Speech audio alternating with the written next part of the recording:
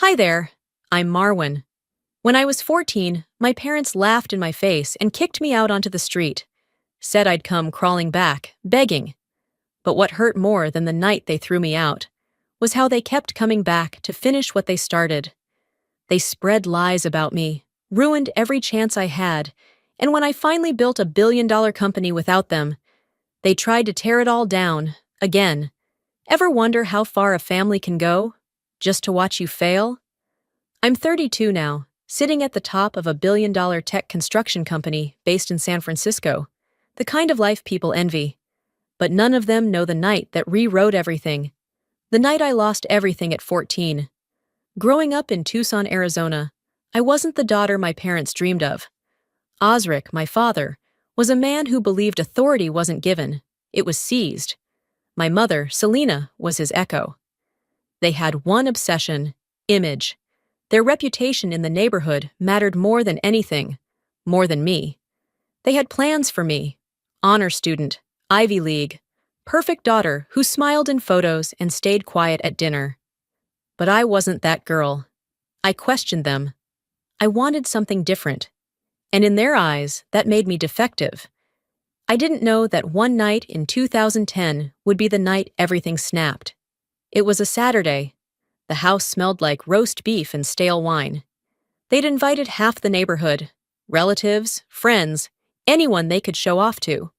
I was at the far end of the dinner table, mostly silent, chewing the inside of my cheek while they laughed too loud, talked too much.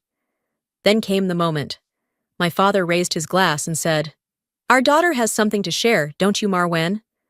I knew what he expected, some rehearsed gratitude speech. Instead, I looked up and said quietly, "I'm not going to be the daughter you want. I don't want to go to Stanford. I don't want to live your life." The room went silent. You could hear a fork drop. My mother's smile cracked like cheap porcelain. Osric's jaw tightened. He leaned forward. "Excuse me?" "I don't want to be part of this performance," I said, louder now. "I want my own life." Selena's voice cut like a blade, sweet and sharp.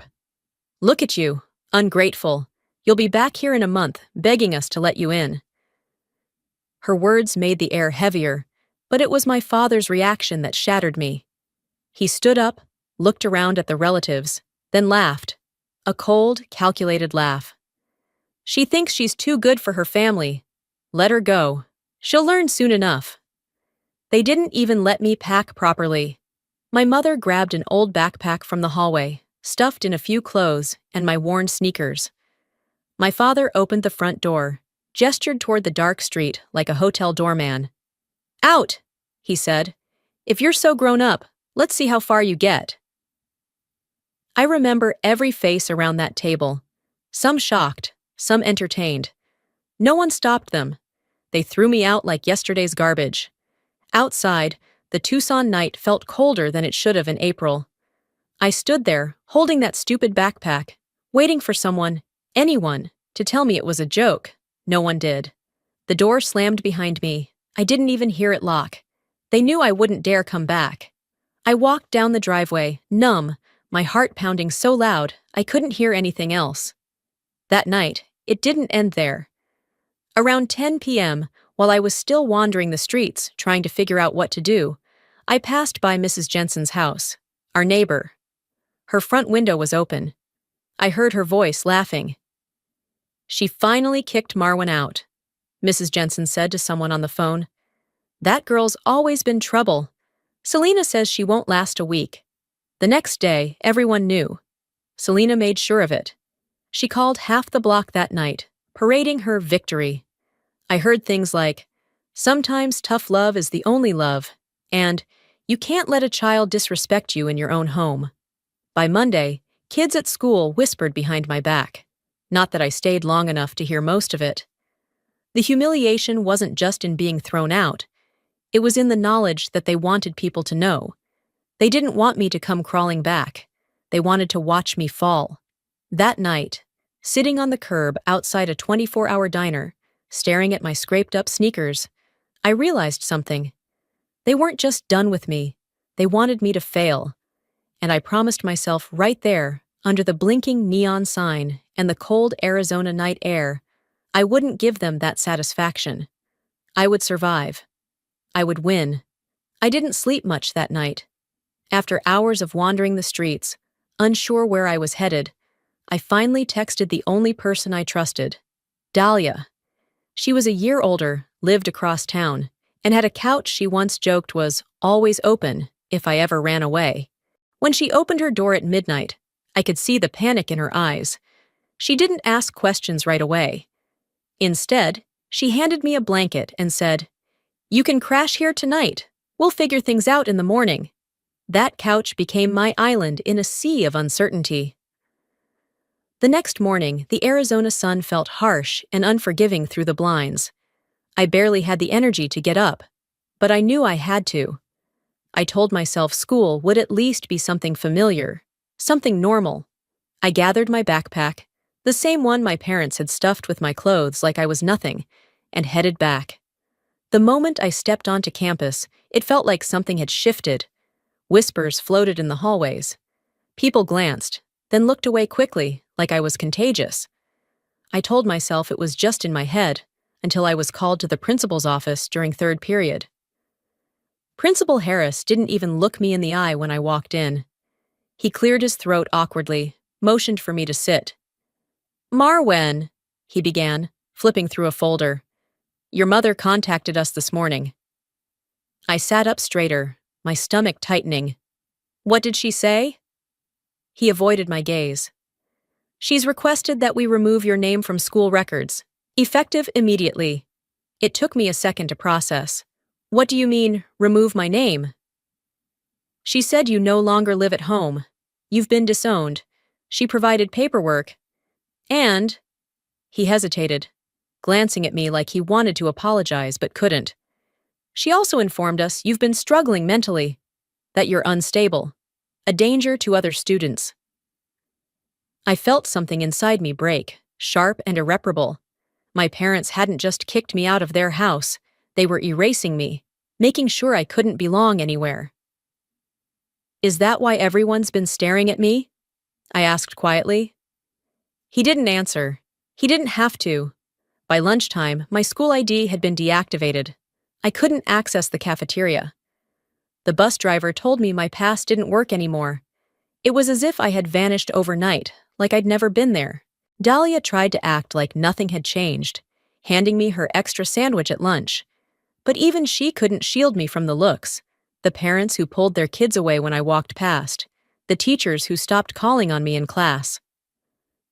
One afternoon, as I walked home alone, I overheard two mothers talking outside the grocery store. "Poor Selena," one of them said. "Kicking your own daughter out. That takes guts." The other woman nodded, folding her arms. "Well, you know how kids are these days. Unruly, disrespectful. She had to do what she had to do." They talked about me like I was some cautionary tale, like I wasn't even human. The worst part wasn't the gossip. It wasn't the stares or the loss of stability. It was the voice in my head whispering, "Maybe they're right. Maybe you really are broken." Days blurred together after that. No school, no home. I crashed at Dahlia's, but her parents weren't thrilled about me being there. The couch wasn't a long-term plan, and I knew it. I spent hours walking around town, applying for part-time jobs I wasn't old enough to legally hold, pretending like I had control over anything. One night, after yet another rejection, I sat alone at the bus stop, watching the headlights blur past. They hadn't just thrown me out. They'd dismantled every piece of my existence. And I couldn't shake the sinking feeling that I was exactly who they said I was. Disposable. But as I stared out at the empty street, something inside me hardened. If they wanted me erased, I'd make damn sure I became someone they couldn't ignore. That was the day I realized I wasn't just homeless. I was invisible. People stopped seeing me the moment my parents erased me. But being forgotten wasn't the worst thing. They made sure I was remembered for all the wrong reasons. It started slowly. A neighbor's glance that lingered too long. Store clerks watching me like I was about to slip something into my pocket. I tried to ignore it. I told myself I was imagining things. But one afternoon, A week after I'd been kicked out, I walked past Mrs. Jensen's yard again. She was watering her flowers, pretending not to notice me until she spoke loud enough for me to hear. "Lock up your purses, ladies," she said to her friend. "The thief is back." I froze. Her friend didn't even glance my way. "Is that the one Selena said stole money from her?" "Yep," Mrs. Jensen replied, shaking her head like she pitied me. "And pills, too. Drugs. Poor Osric and Selena, raising a child like that." I wanted to scream. To tell them it was a lie. But I knew it wouldn't matter. The rumors spread like wildfire after that. Everywhere I went in the neighborhood, whispers followed me like shadows. I wasn't just the daughter who'd been thrown out. I was the thief, the junkie, the troubled kid who couldn't be trusted. Store owners stopped letting me in without following me down every aisle. Kids I'd known since elementary school crossed the street when they saw me coming. One night, while scrolling through Dahlia's old laptop at her place, I stumbled onto something that nearly broke me. My old classmates had started a Facebook group. It wasn't private. The name was clear. Marwan's Meltdown. They'd taken an old yearbook photo of me and slapped a red "wanted" sign over it. Underneath, there were edited photos, one with my face photoshopped behind prison bars, another where someone had crudely drawn a syringe in my hand. The captions were worse. "Guess she finally snapped. She always looked like a junkie. Wonder how long before she ends up in juvie." There were comments from people I used to sit next to in class, people who'd been at birthday parties at my house, people who knew better, or should have. I scrolled further and saw posts claiming I'd been arrested, that I'd stolen cash from my parents' safe, that I'd been caught dealing drugs behind the school. All of it was fake, but it didn't matter. The next day, when I stopped by a diner on 4th Street to ask if they were hiring, the manager barely looked at me before shaking his head. "Not looking to hire troublemakers," he muttered. Another place. Another door slammed. I wanted to crawl out of my skin. The rumors followed me everywhere. They weren't content with kicking me out of their house. They wanted to make sure I had nowhere left to go. I remember sitting outside that same diner later that night, the air dry and cool against my skin. I watched families laughing inside, their worlds intact, untouched. I thought about what my parents had told people, that I was dangerous, broken, worthless. Maybe if you hear something enough times, you start to believe it. That night, I almost did. Almost. But then I thought about the way they laughed when they threw me out. The way they'd made sure everyone knew they were the ones in control. That's when I realized their lies wouldn't kill me, but my silence might. That night, something inside me snapped, and I knew the next time they tried to break me, I'd be ready. I spent the next few weeks keeping my head down. No more trying to defend myself, no more fighting the rumors. I realized fighting fire with fire only fed their story. Instead, I started quietly saving every penny I could. Dahlia's parents tolerated me, but I knew I was on borrowed time. So I took whatever odd jobs people didn't want, cleaning garages, stacking boxes, even scrubbing floors at the local laundromat after closing. It wasn't glamorous, but it kept me afloat. One evening, while wiping down tables at a small diner off Speedway Boulevard, a man walked in. Tall, middle-aged, wearing a leather jacket that smelled faintly of gasoline. His name was Merrick. I recognized him immediately. He used to stop by our house when I was little, sharing beers with my dad on Sunday afternoons, laughing too loud at things that weren't funny. He spotted me before I could duck away. "Well, if it isn't Marwan," he said, his voice all syrup and smiles. "Haven't seen you in a while. Heard your folks had troubles with you." It wasn't what he said, it was how he said it. Like he knew the story, like he thought I was exactly what everyone said. I gave him a polite nod, finished cleaning, tried to ignore him, but he came back the next night, and the one after that.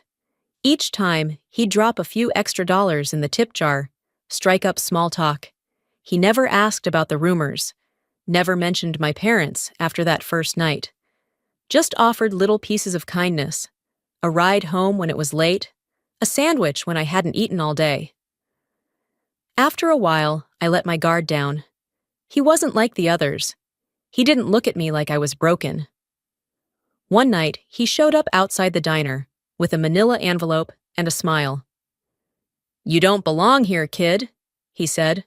"I know people. I can help you get on your feet. Rent a room, get steady work.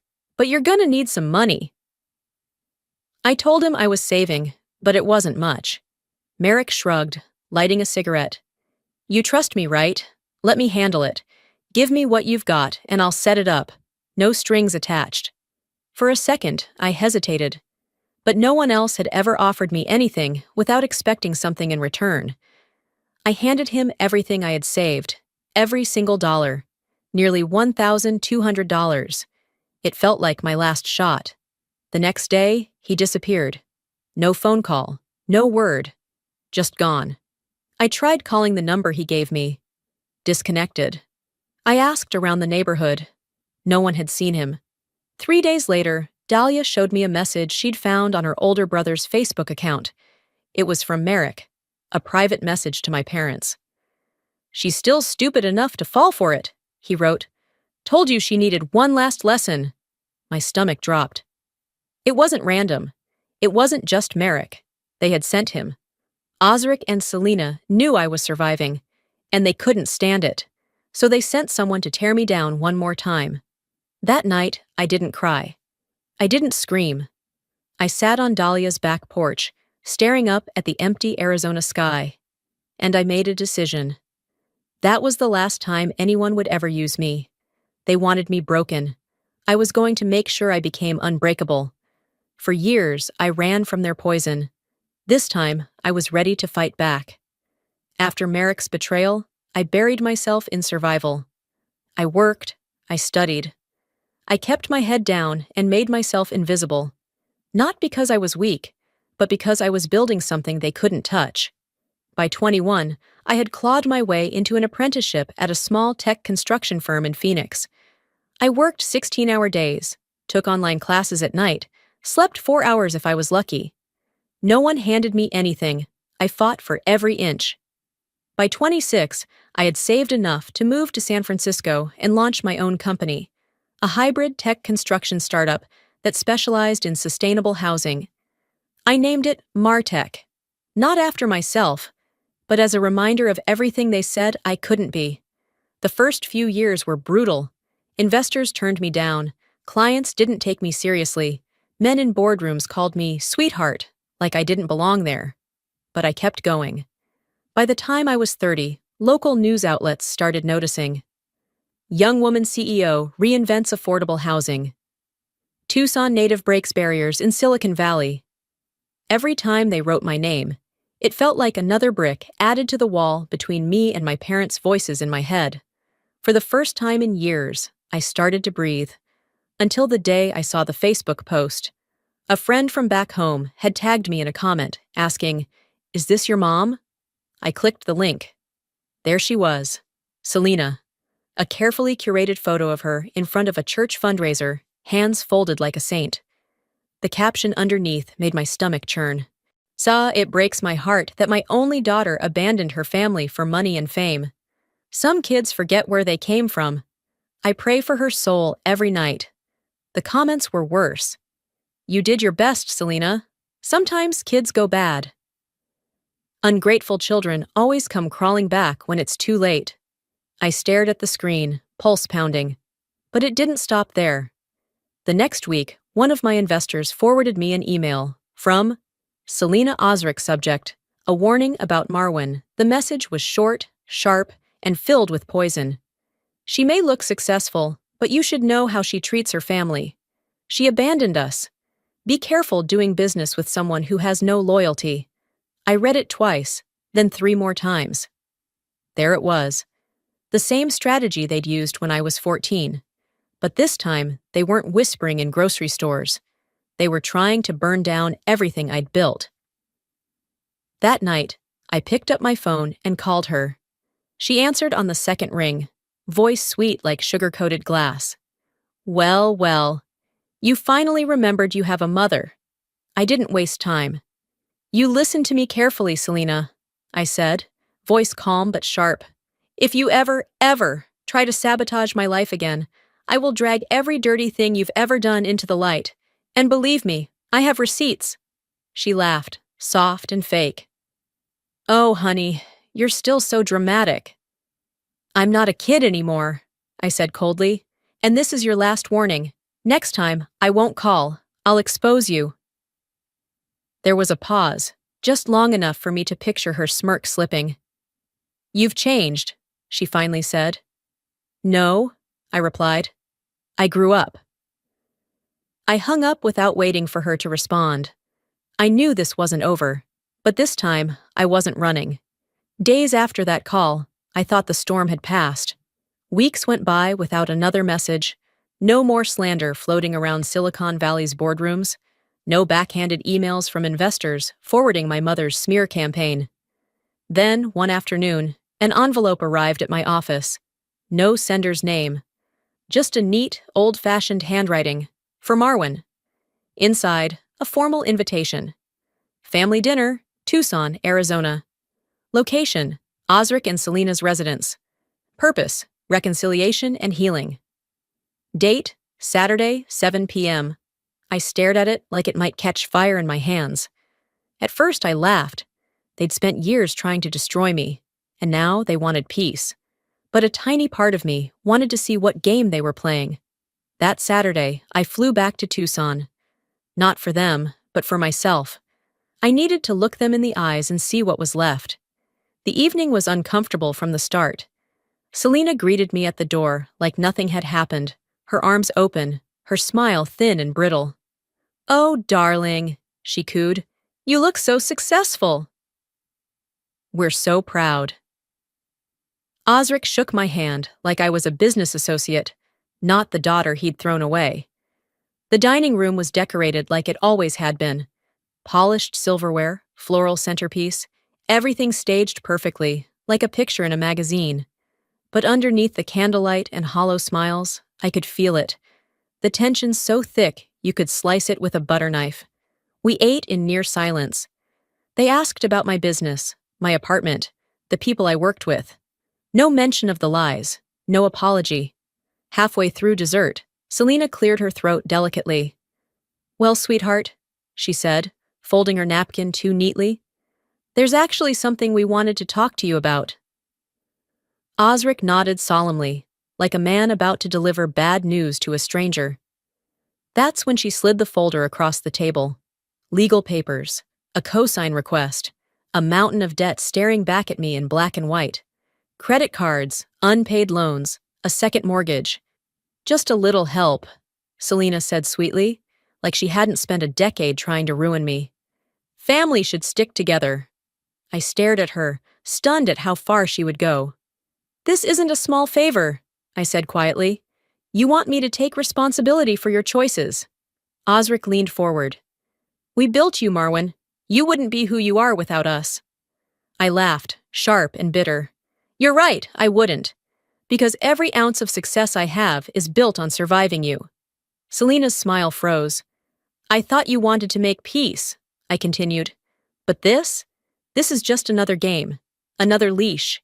She sighed dramatically. "We thought you'd grown past your childish anger." I pushed the papers back across the table. "Here's what I've grown past, letting you manipulate me."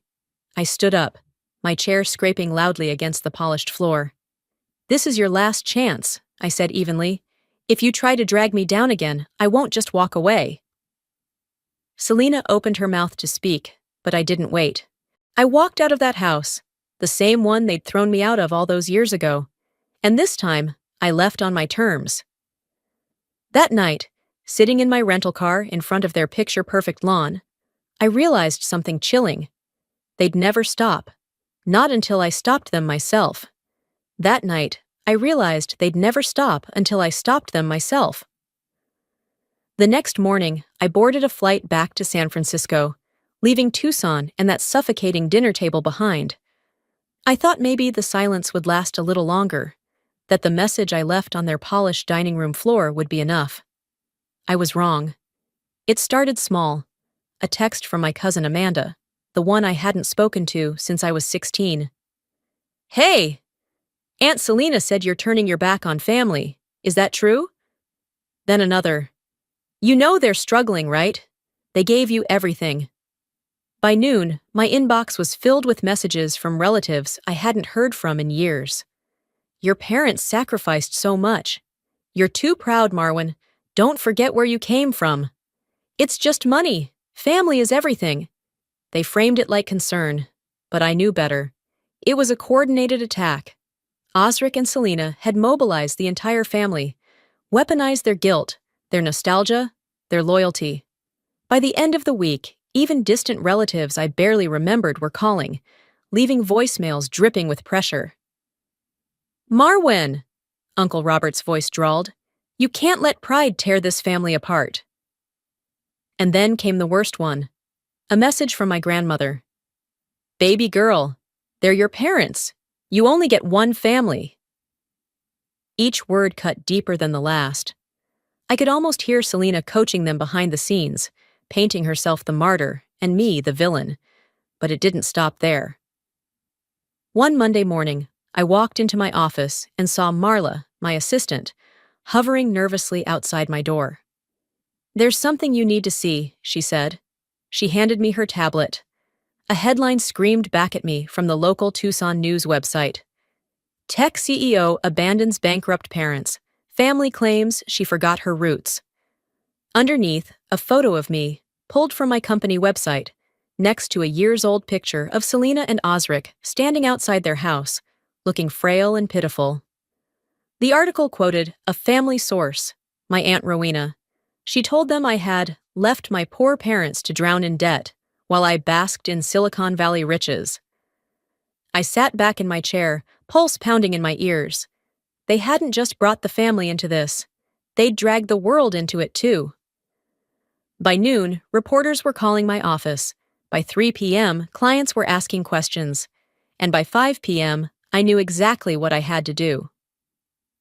That evening, I stood behind a podium in front of a wall of cameras. I'd spent the afternoon drafting a statement with my legal team, but when the lights hit my face, I pushed the paper aside. I spoke from my chest. "My name is Marwan Osric," I began. "I was disowned by my family at 14. I built everything I have today without their help, and despite their efforts to tear me down." I paused, letting the weight of it settle. "I will not apologize for surviving. I will not apologize for protecting myself." I glanced straight into the cameras. I love the idea of family, but family does not mean manipulation, exploitation, or abuse, and I will not allow anyone, blood or not, to weaponize my past against me. I stepped away from the mic to the sound of flashing cameras. That night, as I sat in my apartment overlooking the bay, I knew something fundamental had shifted. They'd wanted a war. Now they had one. What came next wasn't just war. It was survival. The morning after my press conference, I woke up to a flood of emails. Some were supportive. Strangers, colleagues, even old classmates who'd quietly watched my rise. Others were ugly, laced with judgment and shame. But in the middle of all that noise, one message stood out. It was from Selena. No subject line, no greeting. "We're losing the house. Your father is sick. We need you." Short, sharp, meant to cut. I deleted it without replying, but she didn't stop. The next day, a voicemail. "Marwan, it's your mother. I know you're angry, but your father, he's not well. We're behind on the mortgage. The bank's coming after us. Please, don't let us end up on the street." For a moment, I felt it. That old guilt, the one they'd been feeding me since I was a child. But it wasn't the same anymore. I knew better. 3 days later, another message arrived. This time, an email with an attachment. Medical records. Subject line, "Your mother's condition." I opened it reluctantly. Stage 4 cancer diagnosis. The words blurred in front of my eyes. And then, something told me to check. I forwarded the document to one of my attorneys, who had contacts in Arizona's health system. It didn't take long. The records were fake. The name of the physician didn't match the hospital. The dates of diagnosis conflicted. It was a fabrication, a final, desperate manipulation. That evening, I sat alone in my apartment, the city lights of San Francisco glowing beyond my window. I stared at the email, at the cold, calculated lie. They hadn't just wanted my money. They wanted to own me again. The next morning, I booked a flight to Tucson. When I arrived, I didn't go to their house. I asked them to meet me at a coffee shop downtown, neutral ground. They walked in together, older, smaller than I remembered, but still wearing the same masks. Selena smiled, brittle as glass. Osric stayed quiet, his eyes hollow. "You got my message," she said softly. I nodded, sliding a folder across the table. It contained the mortgage balance, the overdue notices, every financial document they'd quietly sent me over the past few months. "I'll pay this," I said calmly. "One time." Selena's face lit up like Christmas morning. "But—" I raised a hand, cutting her off. "This is the last thing I will ever do for you." Her smile faltered. "I'm not doing this because I owe you," I continued. "I'm doing it because I want to close this chapter." Osric shifted uncomfortably in his seat. "There's something else," Selena said quickly, voice soft and syrupy. "I've been sick." I shook my head. "Don't," I said. I checked. The reports were fake. Her mouth opened, then shut again. The lie exposed, hanging heavy between us. "I'll clear the mortgage," I said. "But after that, we're done." Osric leaned forward. "We're family!" I met his gaze without blinking. "No," I said quietly. "We're strangers who used to share a roof." I stood, leaving the check on the table. Selena called after me as I walked away. "Marwan, you're making a mistake. You'll regret this." I didn't look back.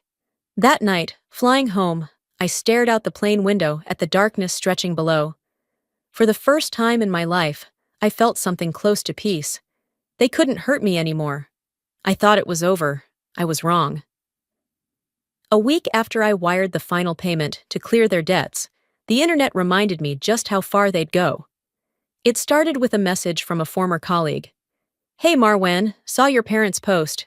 Nice to see you finally reconciled." I blinked at the screen. I hadn't. Curious, and with a sick feeling in my gut, I clicked the link. There it was.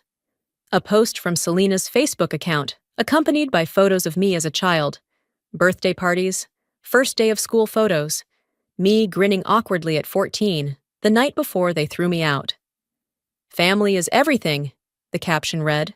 "We're so proud of our daughter and all she's accomplished." No matter what, a parent's love never fades. Thousands of likes, comments from neighbors, old family friends. "You raised her well." "She's a testament to good parenting." "Glad you all patched things up." I scrolled faster, my heart sinking. Instagram, Twitter, even local media outlets picked up the story, painting Osric and Selena as proud, supportive parents behind a wildly successful daughter. They posted photos I hadn't seen in years. They painted a picture of a perfect, loving family, a family that never existed. It wasn't just vanity, it was theft. They were hijacking my story, turning my survival into their achievement. By noon, reporters were emailing my office for quotes about our beautiful family reunion. By afternoon, I'd had enough. I called my legal team. They moved fast. We filed cease and desist letters, copyright claims over the photos, public statements correcting the narrative. We didn't scream or argue. We documented. We dismantled their fantasy. And then, I let it go. I could have done more. Could have dragged them publicly through the mud, listed every betrayal, every cruel thing they'd done. But I didn't. Because I was tired. Tired of fighting ghosts. Weeks passed. The media storm died down. People moved on to the next scandal, the next feel-good story. One night, sitting in my apartment overlooking the bay, I scrolled past an old family photo someone had reposted. There we were. Me, 10 years old, between Osric and Selena, smiling like I belonged. I closed my phone and leaned back. For so long, I'd believed that survival meant winning. That if I worked harder, became bigger, richer, louder, I could drown out the pain. But the truth was quieter. I hadn't needed to win. I'd needed to be free. And I was. My scars would never disappear. Some nights, the echoes of their laughter still rang in my head. Some wounds don't heal, but they don't have to define you. I became everything they said I couldn't, and I did it without them. Before I let you go, I want to leave you with this. If there's one thing I've learned from everything I lived through, it's this. Family isn't about blood. It's about how people make you feel when you're at your worst. It's about who shows up when you have nothing to give. Sometimes the people who are supposed to love you the most are the ones who break you. But hear me when I say, you are not what they did to you. You are not the scars they left behind. You are the person who stood up and kept going anyway. In this country, we're taught to believe in second chances. But you also have the right to protect your peace, your future, your freedom, even if that means walking away from the people who gave you life. So now I want to hear from you. Have you ever had to cut ties with someone you thought you couldn't live without? What was the moment you finally realized? Enough is enough. Drop your story in the comments.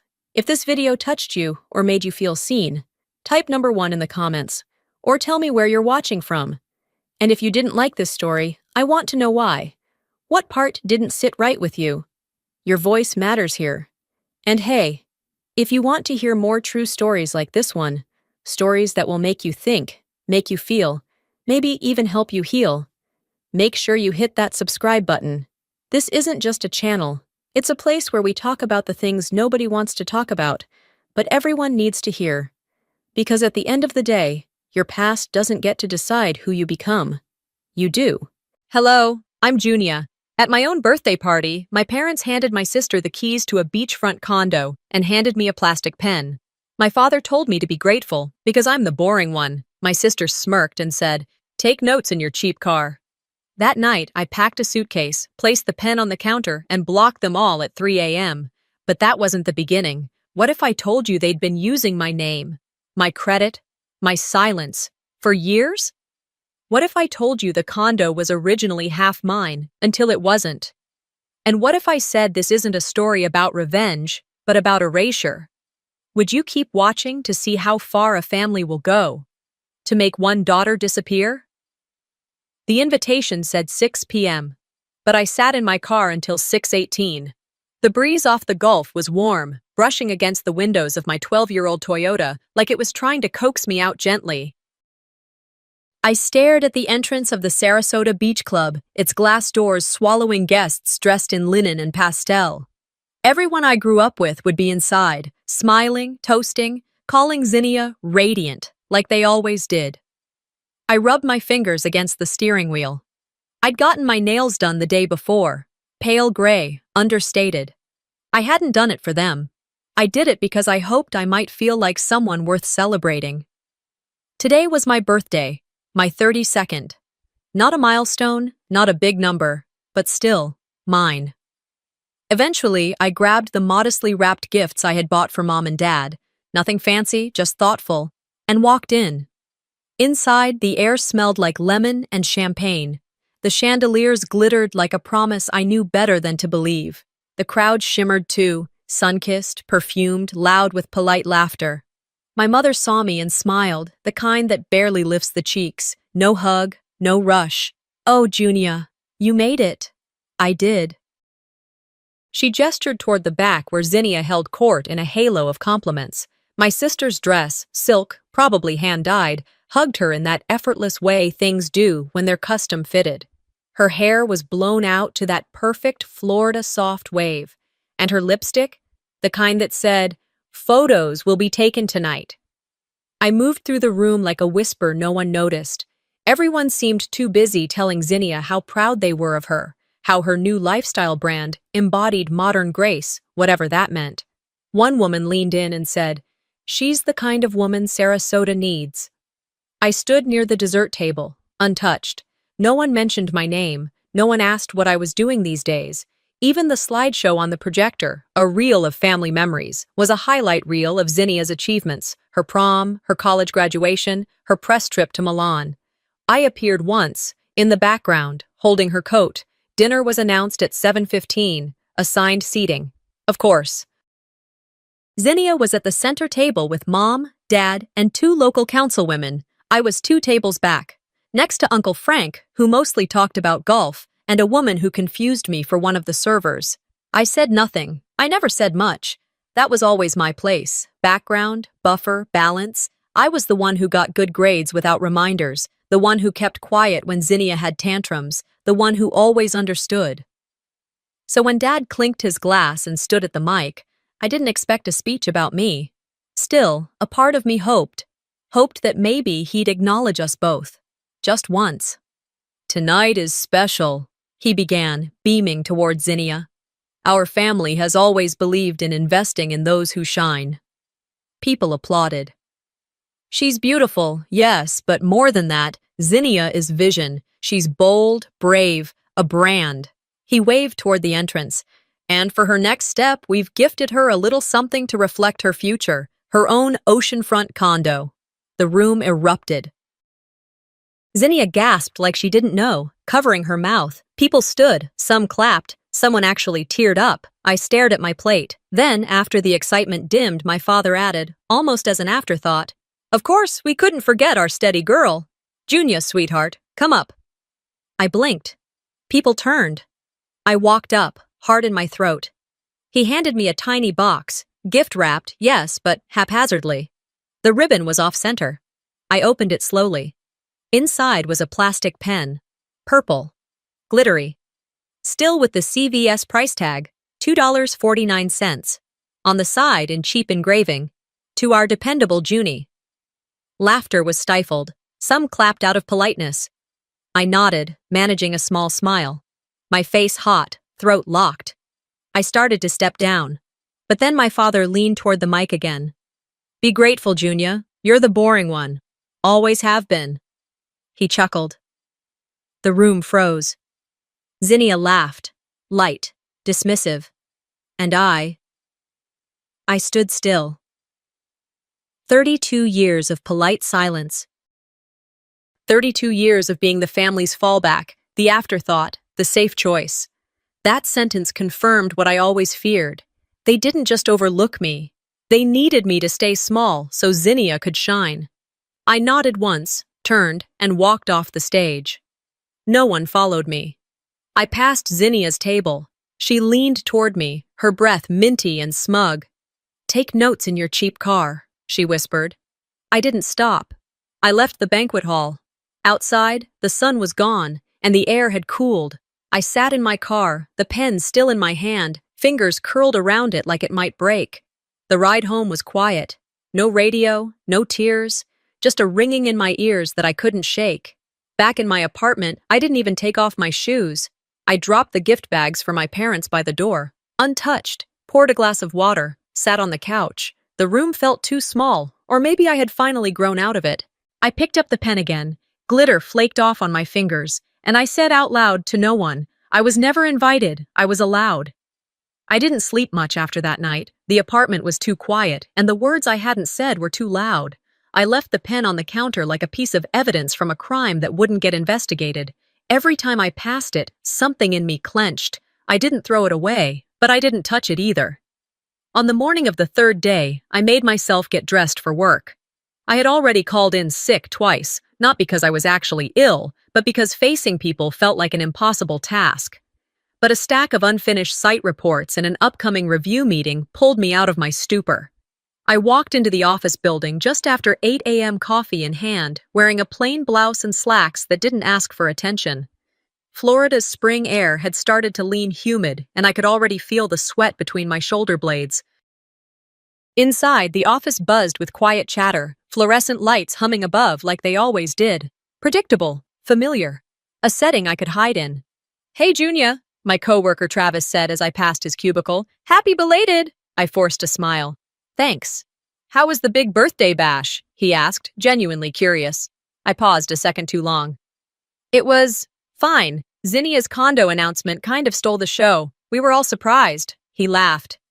Man, your family does things big. My folks gave me a car wash voucher last year.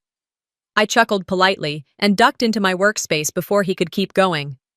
Once seated, I booted up my monitor, took a sip of my now too hot coffee, and reached for a pen in the drawer.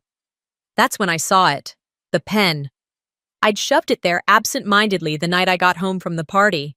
I had meant to throw it out, or burn it, or return it with a note. Here's what I'm worth. But instead, I left it in the drawer like a paperweight of shame. I didn't pick it up. I just closed the drawer again. Around noon, I received a package delivered directly to my desk. Brown box, no return address, just my name in my father's handwriting. I already knew what it was.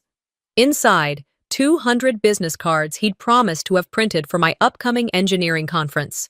He said he'd take care of it when we spoke 2 weeks ago, insisting it'd be easier for him since he knew a guy who ran a print shop. I pulled out one of the cards. My name was spelled right. That was the only thing they got right. Beneath it, assistant planner. My jaw tightened. I was senior site engineer for the city of Sarasota. I'd held that title for over 3 years. I managed million-dollar infrastructure projects and supervised teams that included civil engineers and architects. But on that card, on something he approved and paid for, I was an assistant. I texted him, "Dad, these cards are wrong." "I'm not an assistant," he replied within a minute. Didn't want to overstate things. Assistant sounds more approachable. Approachable? I stared at that message so long I missed 2 calendar notifications.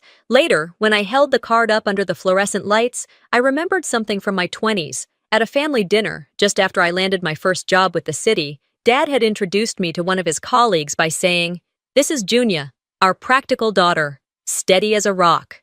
Zinnia, of course, was our bright light, our entrepreneur, our risk-taker. I was steady like wallpaper. That afternoon, I skipped lunch and instead walked to the small park a block from the office. I needed air, space, a place to unravel without unraveling. I sat on a bench and let my mind drift back through time, through little cuts that hadn't bled then, but were bleeding now. High school graduation. Zinnia got roses, balloons, and a dinner at the nicest restaurant in town. I got a ride home and a speech that began with, "We always knew you'd do fine." College acceptance. Zinnia had a photo shoot on the front lawn. I had to explain to Grandma why my school wasn't a fashion name. My first raise. I told Dad, proud and slightly nervous. He said, "That's great. Maybe now you can help your sister with some startup cash." When I got promoted to senior engineer, no party, no card, no recognition, just, "That's expected from you, sweetheart." Every time I tried to step into the spotlight, even for a moment, it felt like someone dimmed it before I could speak. I wasn't invisible. I was inconvenient. And now, with this card, he'd made it official. Back at my desk, I slid the box of misprinted titles into the trash, not angrily, not dramatically, just, finally. That night, I sat on my couch with my laptop open and typed out an email. Subject: Unable to attend to, Zinnia Falco, CC, Mom, Dad. Hi all, hope everything is going well. I won't be able to make it to the brand launch next month. Wishing you all the best with the event. Junia. I hovered over the send button. I didn't click it. Instead, I saved the draft and shut the laptop.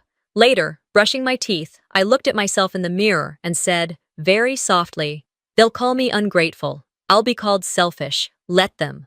That was the first time I didn't flinch at the thought. By the next morning, the air in my apartment felt different. Not cleaner, not lighter, just still, like whatever had been holding me up the past few days had dissolved. I moved slower. Even my coffee tasted flat, like it knew something had shifted.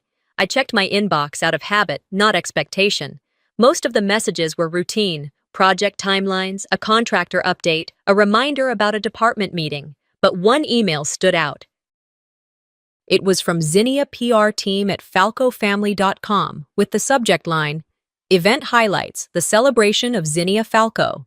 The name alone made my fingers freeze above the mouse. I didn't click immediately, just stared at it for a few seconds, long enough for the background noise of the refrigerator to become the only thing I could hear. Eventually, I clicked.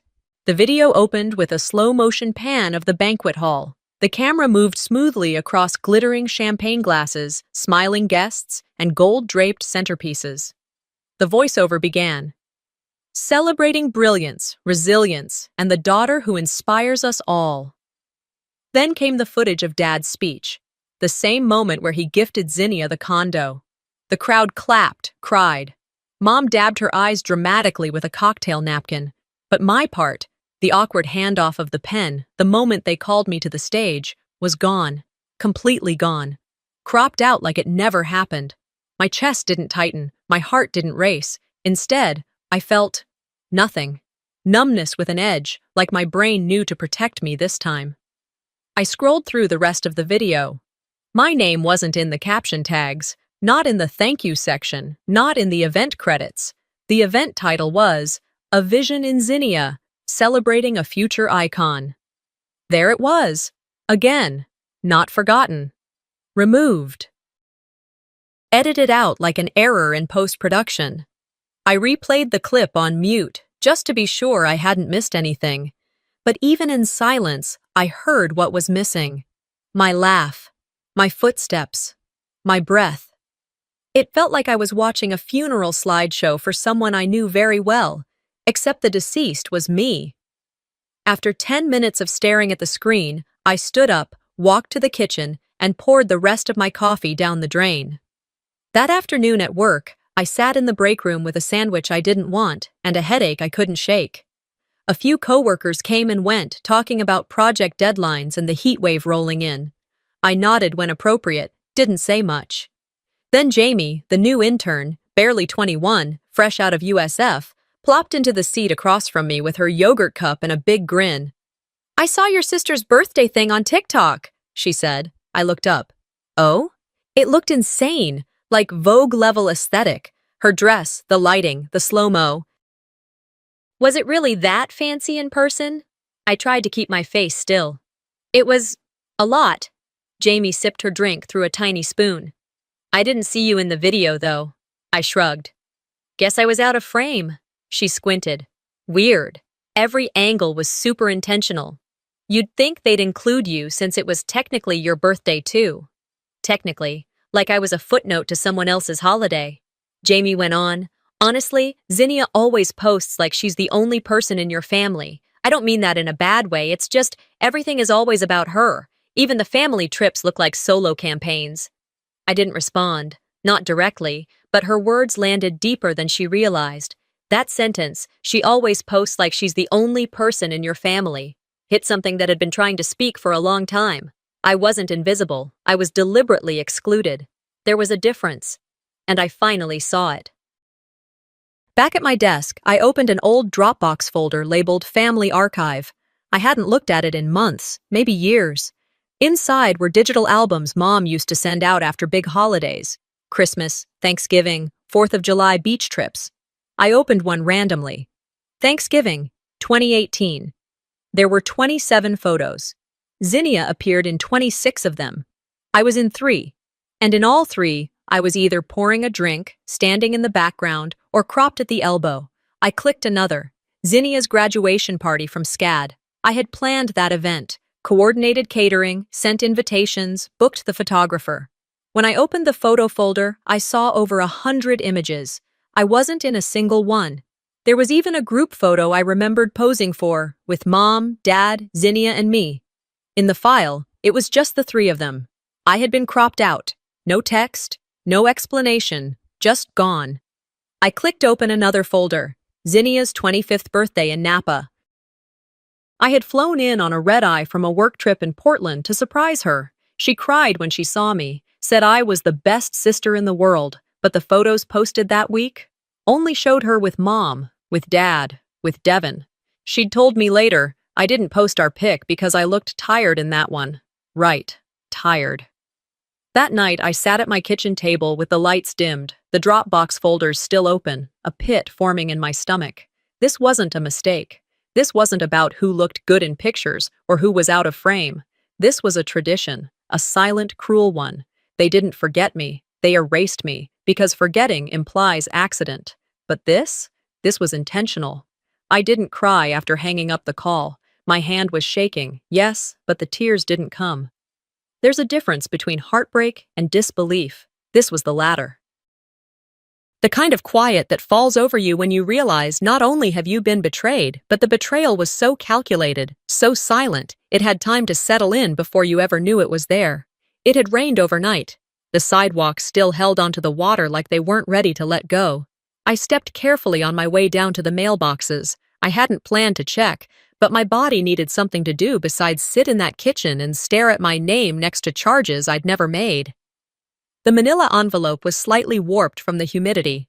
No return address.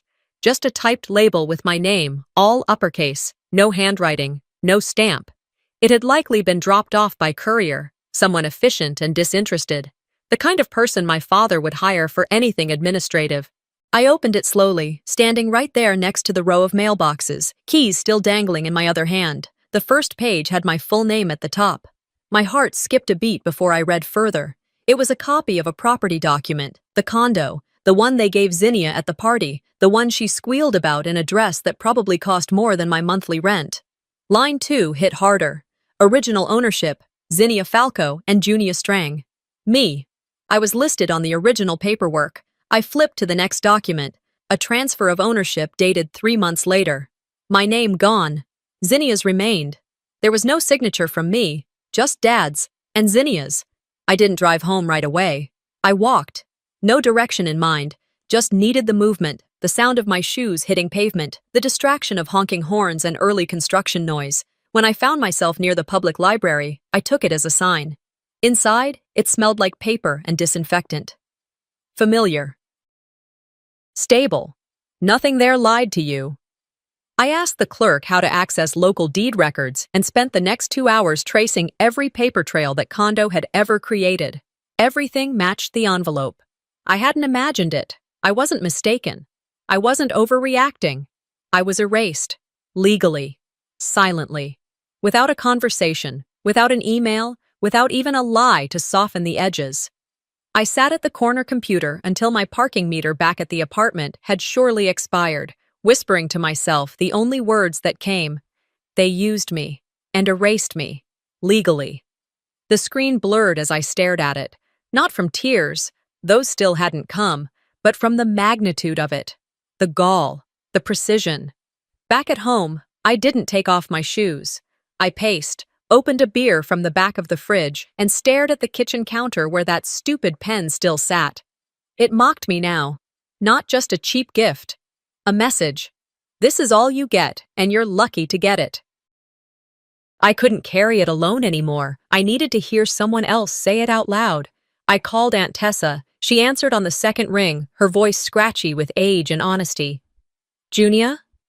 I got some paperwork today, I said, skipping greetings. The condo. It used to have my name on it. Then it didn't. There was a long pause, then a sigh. I was wondering when you'd find out. My throat tightened. So you knew? I didn't want to get in the middle, she said gently. But yes. Originally, your dad said it would be a shared investment, that both of you would co-own it. I clenched my jaw. Then what happened? Your mom said Zinnia needed something stable, especially with her brand trying to take off. Your dad agreed. They figured you wouldn't mind. I wouldn't mind losing half of a beachfront condo? His words were, Junia always figures things out. She doesn't need us the way Zinnia does. I closed my eyes.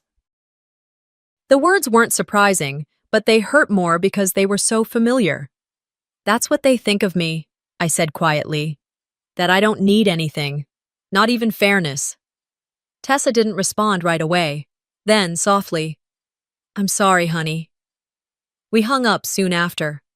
Not because I wanted to, but because I didn't know what else to say without screaming. And screaming wouldn't help. The next day, I went through my tax records. I'd never paid much attention beyond what I owed or got back, but now I looked closer, dug deeper, started tracing every deduction, every document filed in my name over the past 5 years. And there it was, a 1098E form, student loan interest paid. But I didn't have any loans. I'd paid off my undergrad through scholarships and part-time jobs. There was no graduate school, no refinancing. I pulled up the lender's name and called. After 10 minutes of waiting, a woman named Carla picked up. "Hi, I'm trying to verify some account activity tied to my social security number," I said. She took me through security questions. I answered every one. Then she said, "Yes, we have a record of a loan under your name, opened 6 years ago, closed last year, fully paid. Do you have the application on file?" "We do, but access would require a formal records request." "Can you tell me who the payments were made by?" "Mostly from an account under the name Zinnia Falco." I leaned back in my chair, the air sucked out of the room. There was more.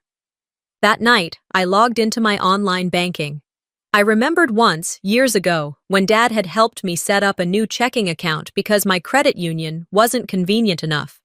I hadn't thought much about it since, but I found it, an account in my name, still active, and tied to it, a joint access account labeled JF/Family General.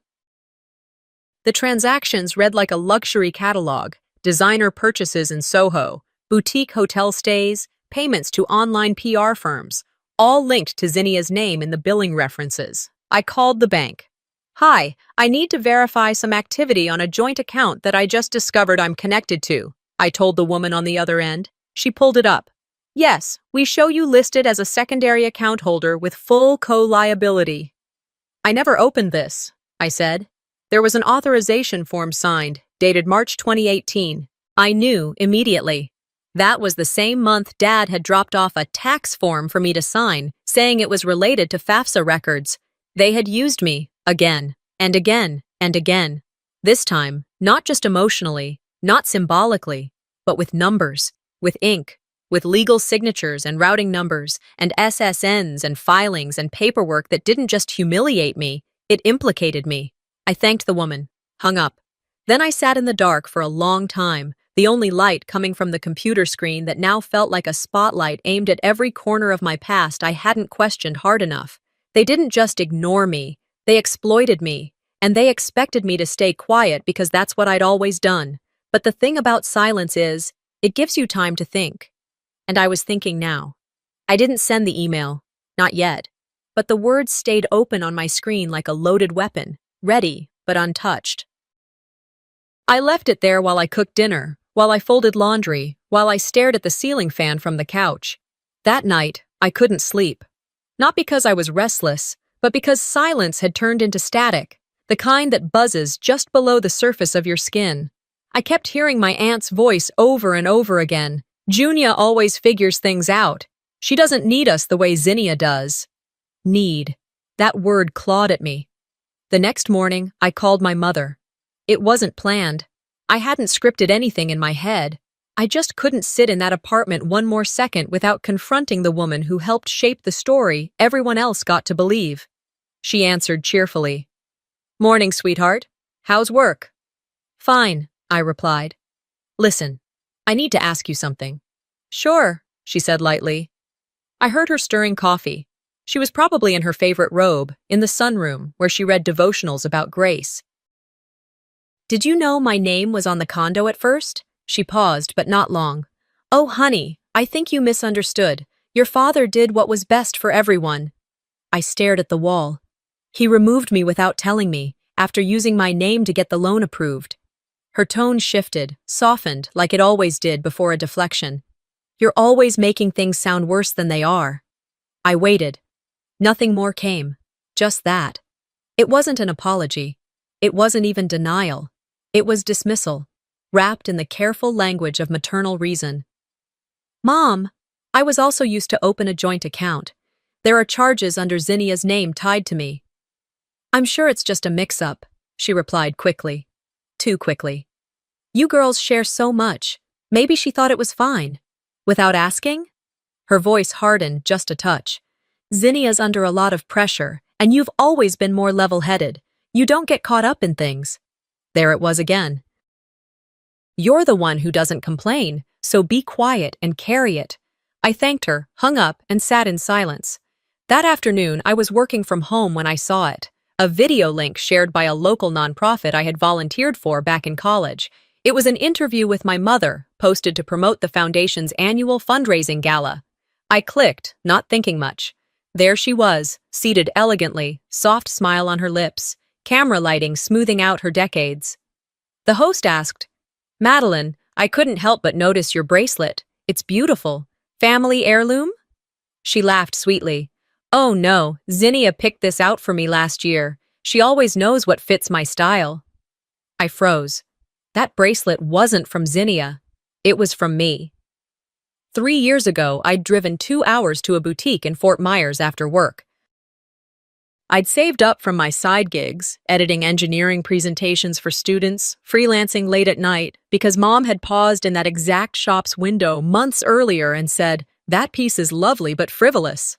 I bought it and gave it to her for Mother's Day. She cried, told me it was the most thoughtful gift she'd ever received. But now, on camera, Zinnia picked it. I didn't cry. I didn't scream. I just let the weight of that lie press into my chest like a stone I'd carried for years and finally saw for what it was. I shut the laptop. 2 hours later, I found myself driving to the condo. I didn't plan that either. I had left a small tool set in the garage when I helped Zinnia fix the wiring 2 months ago, an issue the building's HOA said would have cost hundreds to repair if they had to hire a contractor. I offered to do it when Zinnia panicked about the estimate. I spent a full Saturday rerouting the fuse box and replacing bad lines. No thanks needed.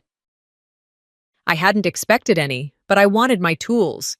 Devin opened the door, shirtless, smirking. "Oh," he said, not bothering to hide the surprise. "Didn't know you were coming by." "I came for my toolbox," I said flatly. He scratched the back of his neck.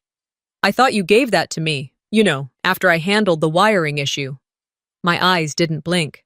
"You didn't handle anything." He chuckled. "Zinnia said I fixed it. Guess I just assumed." Right on cue, she appeared from the hallway. "Junia," she sang like she hadn't seen me unraveling in the background of her success. "We were just talking about you. Devin was incredible that night, wasn't he? You should have seen him with those wires. Total pro." I didn't respond. I didn't correct her.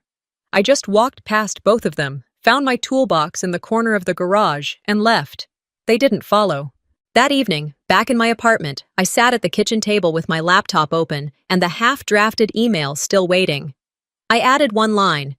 "This pattern has gone too far. I won't be erased anymore. If it continues, I will act. Not with emotion, with evidence."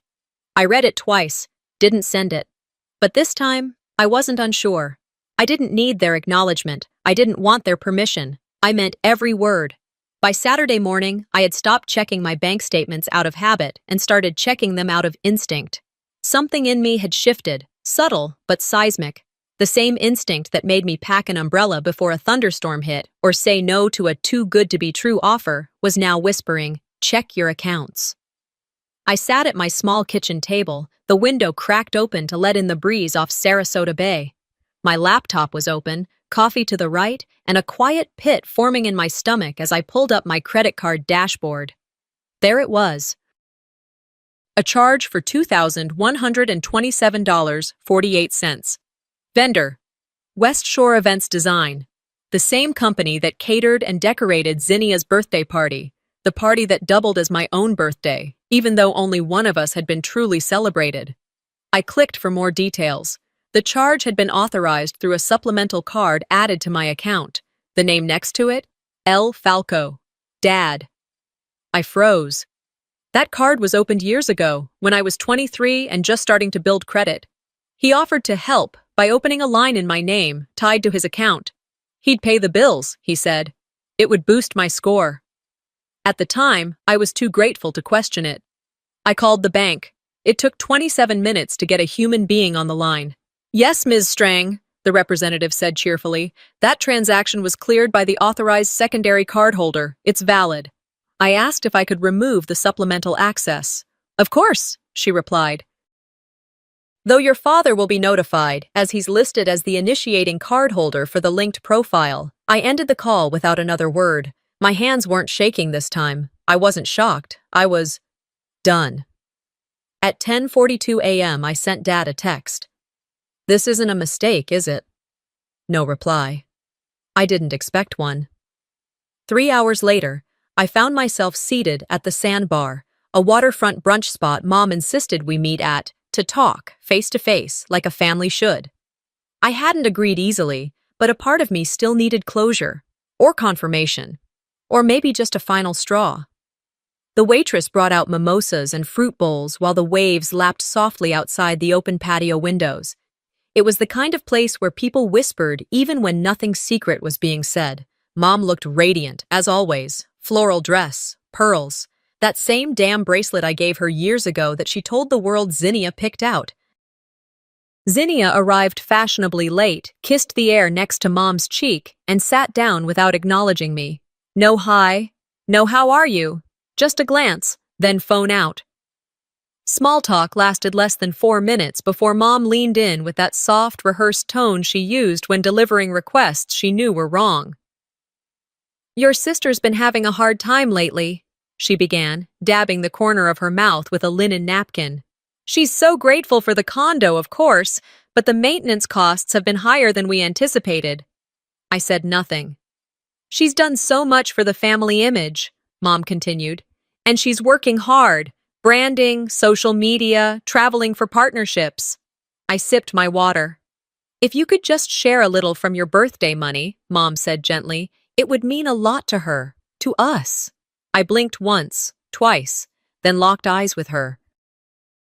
"You want me to give my birthday money, what little I got, to the person who already got a beachfront condo and charged the whole party to my card?"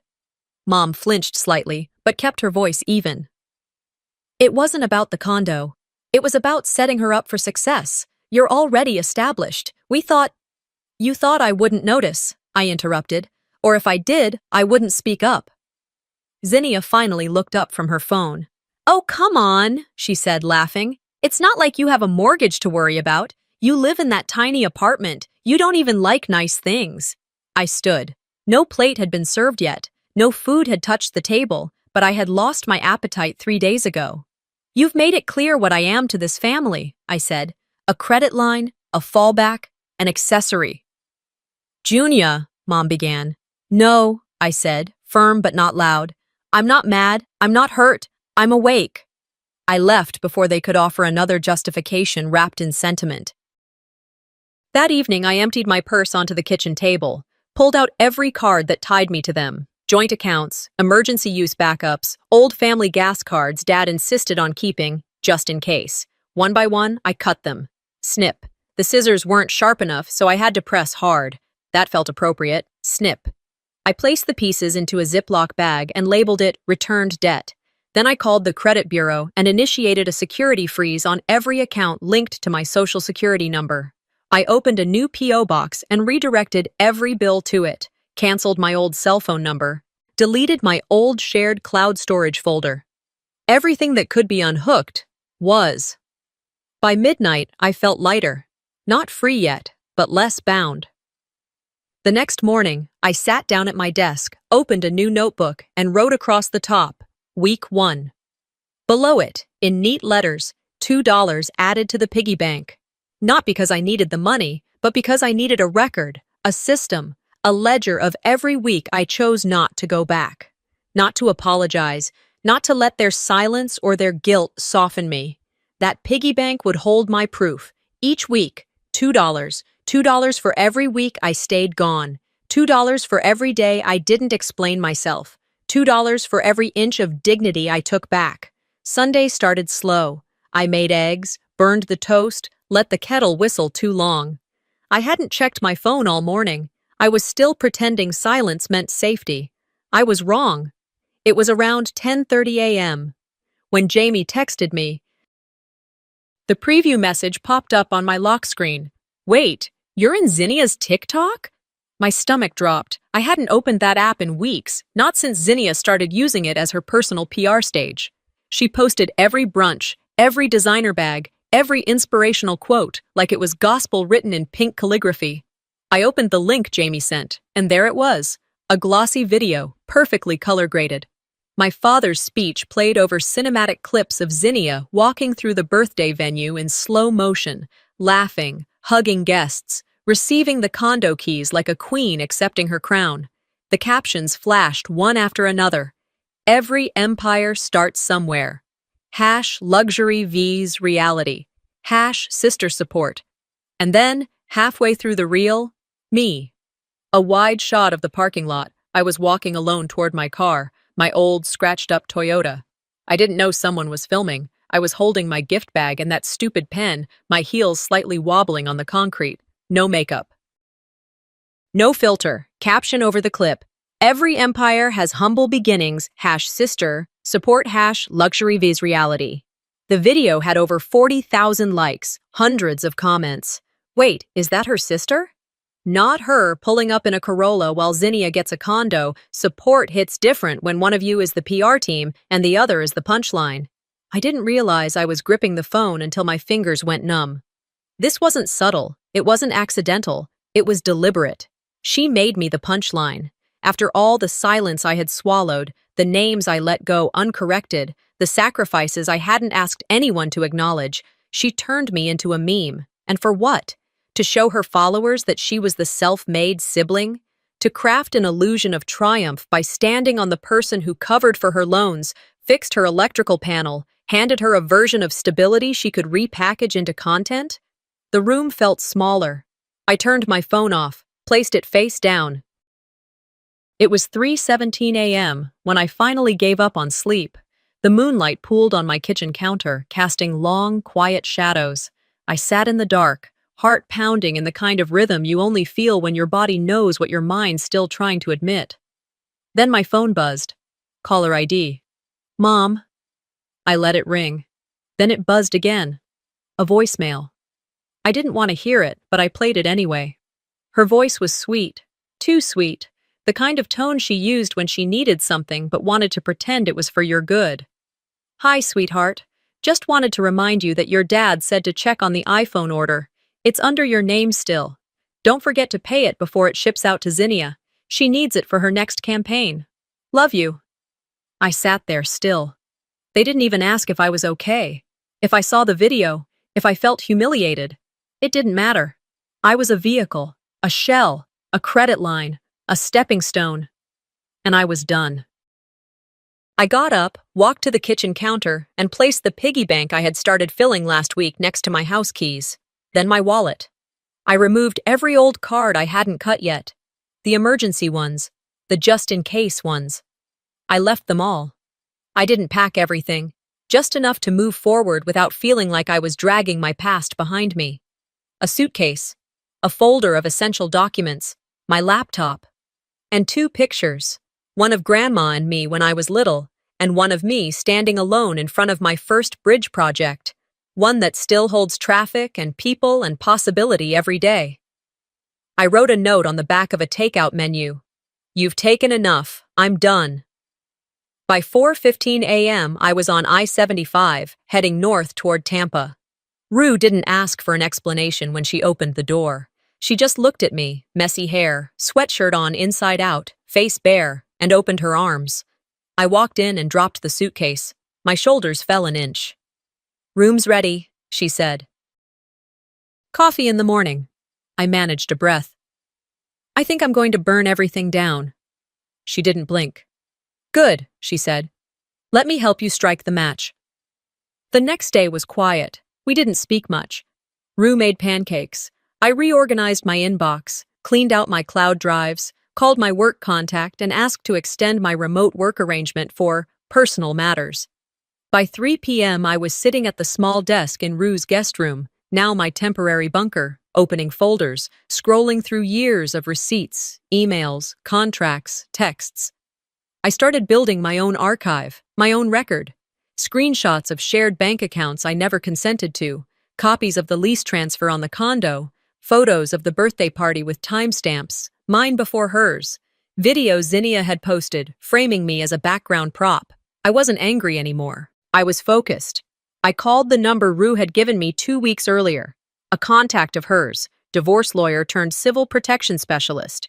When he picked up, I introduced myself. I'm not looking to sue, I said. I'm looking to protect myself. And what's mine? He asked me a few questions. I answered all of them clearly, calmly. But as I hung up, I realized something. I wasn't just protecting anymore. I was preparing. No, but it felt done. That was all I said as I climbed into Rue's car, closed the door, and let the chaos I'd just ignited stay sealed inside the ballroom behind me. She didn't ask what I meant. She just started the engine, and we pulled away from the curb with the kind of silence that wasn't heavy, just full. I stared ahead, the city lights of downtown Tampa reflecting off the windshield, the envelope no longer in my hand. 2 weeks earlier, I'd gotten the digital invitation. It hadn't come from Zinnia or my parents. Of course not. It was forwarded by a mutual acquaintance, someone I hadn't spoken to since college. The subject line read, "Hope to see you at Zinnia 360, a brand launch celebration." And there it was, Zinnia's latest endeavor. A full-scale lifestyle brand marketed as empowerment meets elegance. Wellness coaching, sustainable fashion, corporate speaking, and, most infuriating of all, a design and build division using the tagline, "Designed to sustain, engineered to inspire." The logo? It was mine. A modified version of the architectural seal I'd created for my first solo bridge project 7 years ago. She'd added gold flourishes and changed the initials, but the frame, the silhouette, the proportions, it was unmistakable. I showed it to Rue over lunch the next day. She winced the moment she saw it. "Tell me you're not letting this slide." I didn't answer. "Junia," she warned, putting down her fork. "She's not just using your work, she's profiting from it." I exhaled slowly. "I'm not going for her. I'm going for me." So I spent the next week building my own envelope, thicker than the one I'd left on my kitchen counter weeks ago when I first walked out of Sarasota. This one held everything, a signed trademark registration submitted under my name 48 hours earlier, screenshots of the original CAD files time-stamped and archived in my engineering portfolio, proof of unauthorized charges made from a joint account I hadn't consented to, every one connected to Zinnia's LLC. And at the top, a cease and desist letter printed on firm, cream-colored stock, addressed to both Zinnia Falco and Falco Ventures, LLC. The day of the event, I dressed plainly. Black dress, block heels, hair pulled back in a way that didn't ask for compliments. Rue parked out front of the luxury hotel and looked at me one last time. "You don't owe them anything," she said. "I know." "You still good?" "I'm not nervous," I said. "I'm just ready." I stepped out of the car and walked into the hotel lobby, my heels steady on marble floors, envelope tucked under one arm like a clutch. No one stopped me at the ballroom door. Why would they? I still looked like someone who belonged in Zinnia's orbit, just not important enough to remember. The ballroom was dressed in blush and gold, rose-colored lighting, tall glass centerpieces, curated floral scent pumping through the vents. I recognized at least a dozen people, colleagues of Dad's, Mom's charity friends, influencers I'd seen tagged in Zinnia's stories. She was already on stage when I entered. White pantsuit, microphone in hand, hair curled in perfect waves. She was mid-sentence. And this brand is about rising. Not just for me, but for every woman who's been overlooked, doubted, underestimated. I walked slowly, straight up the center aisle, not rushed, not dramatic, just deliberate. My heels echoed across the marble entryway before softening against the thick carpet as I approached the platform. The room didn't notice at first. People were still clapping. Until I stepped closer to the stage, stopped at the edge, and placed the envelope down on the corner of the platform, right next to her water glass. Zinnia's voice caught for just a fraction of a second, but she kept going. She didn't look at me, not directly. She knew. I turned and walked back down the aisle. Someone whispered my name. Someone else pulled out their phone. By the time I reached the back of the ballroom, the volume in the room had shifted. Not louder, just denser. The kind of sound that comes when people are too polite to gasp, but too shocked to stay silent. I didn't look back. Rue was waiting in the car. When I got in, she raised an eyebrow. I nodded once. 5 minutes later, we were a few blocks away, sitting at a red light when her phone buzzed. She glanced at it.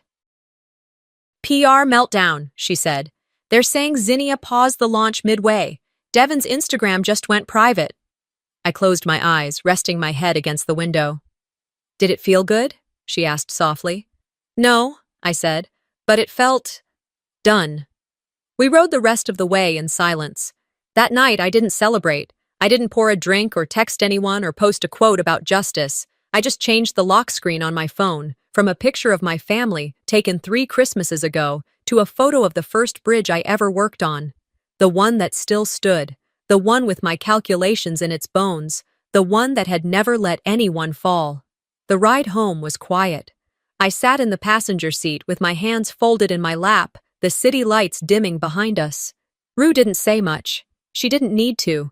The silence between us wasn't uncomfortable. It was earned. When we pulled into her driveway, I didn't even wait for her to turn off the car. I reached for the door handle and said softly, "Thanks for driving." She gave a small nod. "Sleep. You're allowed to now." It was past midnight by the time I changed into pajamas and crawled under the guest room quilt. No adrenaline, no fireworks, just stillness. And stillness, I was learning, could feel like peace if you didn't flinch away from it. The next morning, I woke up to sunlight, not a notification. The air smelled like laundry and lemon. Rue had gone to yoga, but she left a sticky note on the fridge. "Left you the good coffee. Don't be polite. Use it." I made myself a cup, sat at the small table, and opened my notebook. Flipped to the page I'd marked. Week 6. I wrote it in capital letters. Below it, in the column marked Value, $12, $12. 6 weeks. One boundary at a time. Every entry was its own act of defiance. Not loud, not showy, but solid. Each dollar represented a week I didn't return their calls. A week I didn't explain my absence. A week I chose myself. After breakfast, I watered the spider plant I'd rescued from Rue's garage. Its leaves were perking up again. So was I. I spent the afternoon prepping for Monday's project review at my new firm. My actual new firm, not a favor from my father's network, not a family tie, just a place that hired me for my work, gave me my proper title, and paid me on time. No confusion. No, you're the boring one. At 2:17 p.m., my phone buzzed. It was an email. From Mom. Subject: Your sister. Message: Hi, sweetheart. I hope you're doing okay. Zinnia is really struggling with all this press and the tension in the family. Please think about coming home. She misses you. We miss you. Family should stay together. I didn't respond, but I didn't delete it either. I didn't block her. Later that week, during therapy, I read the email aloud to Dr. K. She listened quietly, as she always did, then tilted her head and asked, "What came up when you read that?" I thought about it. I didn't feel sad, I said. I felt responsible for their discomfort. Like if I don't answer, I'm causing pain. Dr. K nodded. That's not unusual for someone who's been assigned the role of emotional regulator in a family. But let me remind you, their pain doesn't equal your wrongdoing. I exhaled slowly. I don't hate them, but I'm not ready to forgive either. That's okay, she said. Forgiveness isn't permission to hurt you again, and you're not on their timeline. The next day, something small but powerful happened. At work, a client shook my hand after a design review and said, "Thank you, lead engineer Strang. Your vision on this project made it what it is." Lead, engineer, Strang. My business card said the same thing, spelled right, titled right. Not assistant, not our dependable Junie, not Zinnia's sister, just me. That evening, I walked home. It had rained briefly, and the sidewalks shimmered. The sun peeked through a bank of clouds, turning the skyline soft and gold. When I reached Rue's place, I paused outside the door, looked up at the sky, and whispered to no one in particular, "I'm still here." That night, I cleared space in the corner of the guest room and unpacked my small pottery wheel. It was a gift to myself, used, a little chipped on the side, but mine. I set up a folding table beside it and began working on a jar I'd been shaping for weeks. It was uneven, imperfect, but solid. When it dried, I sealed the rim and painted it a deep, warm gray. Inside, I placed the 12 crisp $2 bills I had folded and saved. Next to the jar, I laid out a few things. The broken purple pen, a sealed envelope addressed to myself with no return address, and a photo of me on a construction site, hard hat and all, smile barely visible, but real. I sat with those items for a long time, then reached for the pen, held it. Boring. I said quietly. You called me boring. I let the words sit. Let it echo. Then I looked at the jar again. But boring girls build bridges. They don't need spotlights, just blueprints. I placed the pen inside the jar, closed the lid, sealed it, put the jar on the highest shelf in the room. Somewhere it couldn't be touched, but could always be seen. The story wasn't over. The wounds weren't fully healed, but the silence was no longer heavy. It was mine, and so was the space it left behind. Hello, my name is Lavena Maris. For years, I thought being a good wife meant staying quiet. Until every Monday night, my husband came home, not to love me, but to punish me for the sake of his mistress. He'd hit me, then whisper into the phone, "Monday nights belong to Solar." I stayed, even when he spat in my face, called me barren, even when my mother-in-law laughed and said, "What kind of woman can't give a man a son?" But then, when the truth about that pregnancy came out, everything changed. What do you do when the people who promise to protect you are the ones trying to erase you? Would you stay silent or set the whole thing on fire? It always starts around 7:45 p.m. on Mondays, like clockwork. I hear his car pull into the gravel driveway. The engine cuts, the door slams, then silence. That kind of silence that wraps around your lungs like a belt, tight, heavy, and suffocating. I sit at the edge of the bed in our dimly lit bedroom, staring at the floral wallpaper I once thought was charming. Now, it's just another reminder of how nothing in this house belongs to me anymore. Not even the walls. My name's Lavena Maris. I'm 38. I used to be a school teacher before life shifted and scraped off the soft parts of me. These days, I'm a wife in name only. And every Monday night, my husband reminds me of exactly what that name is worth. He walks in, the scent of whiskey and expensive cologne hits the air first, Solar's brand, not mine. His boots click against the hardwood floor as he tosses his keys on the console with a little more force than necessary. That sound is my cue. He's already mad. I brace myself. "I told you," he growls as he walks into the room. "Solar likes the towels folded a certain way. Why is that so damn hard for you to understand, Lavena?" I don't reply. I learned a long time ago that silence is the only thing that doesn't make it worse. He moves toward me, slow at first. His face is tight, lips drawn, nostrils flared. He's wearing the shirt I ironed this morning. That irony doesn't escape me. His hand lifts, and then comes the first hit, flat across the side of my face. My body follows instinct more than thought, crumpling to the floor as my ear rings and vision narrows. My cheek burns, but I don't cry. I haven't cried during it in a while. I think once the tears dry up, your soul just sort of backs away from the surface. "You think you're still in control of anything?" he shouts, standing over me now. "You think just because your name's on the damn mail you matter in this house?" Another blow, this one to the ribs. My body twists from the impact. "Monday nights belong to Solar," he spits. "I'll show you who's boss in this house." He spits on the floor, literally. And then he delivers the line that always comes, like some twisted punchline to a joke only he thinks is funny. "You're barren. Worthless." Then he's gone. Just like that. Storms out the door like a man who's just handled a chore. No guilt, no glance back, nothing. I lie there on the cold hardwood floor, trying to remember what my life used to feel like before this routine became normal. There's blood in my mouth. I taste metal. I reach for the nightstand and pull myself up slowly. My body aches, not just from tonight, but from months of this. Years, maybe. Time gets fuzzy when pain becomes routine. I stumble toward the bathroom. Each step feels like walking through wet cement. I flick on the light, and the reflection looking back at me makes my stomach turn. My left eye's starting to swell. Blood trickles from the corner of my lip. My hair is matted, frizzy at the edges. I used to brush it every night. Now I can't remember the last time I cared to. I dab at the blood with a tissue and press a cold washcloth against my face. The silence settles in again. He's not home anymore. And then, his voice echoes from the hallway that connects to the downstairs office. I freeze. He didn't leave.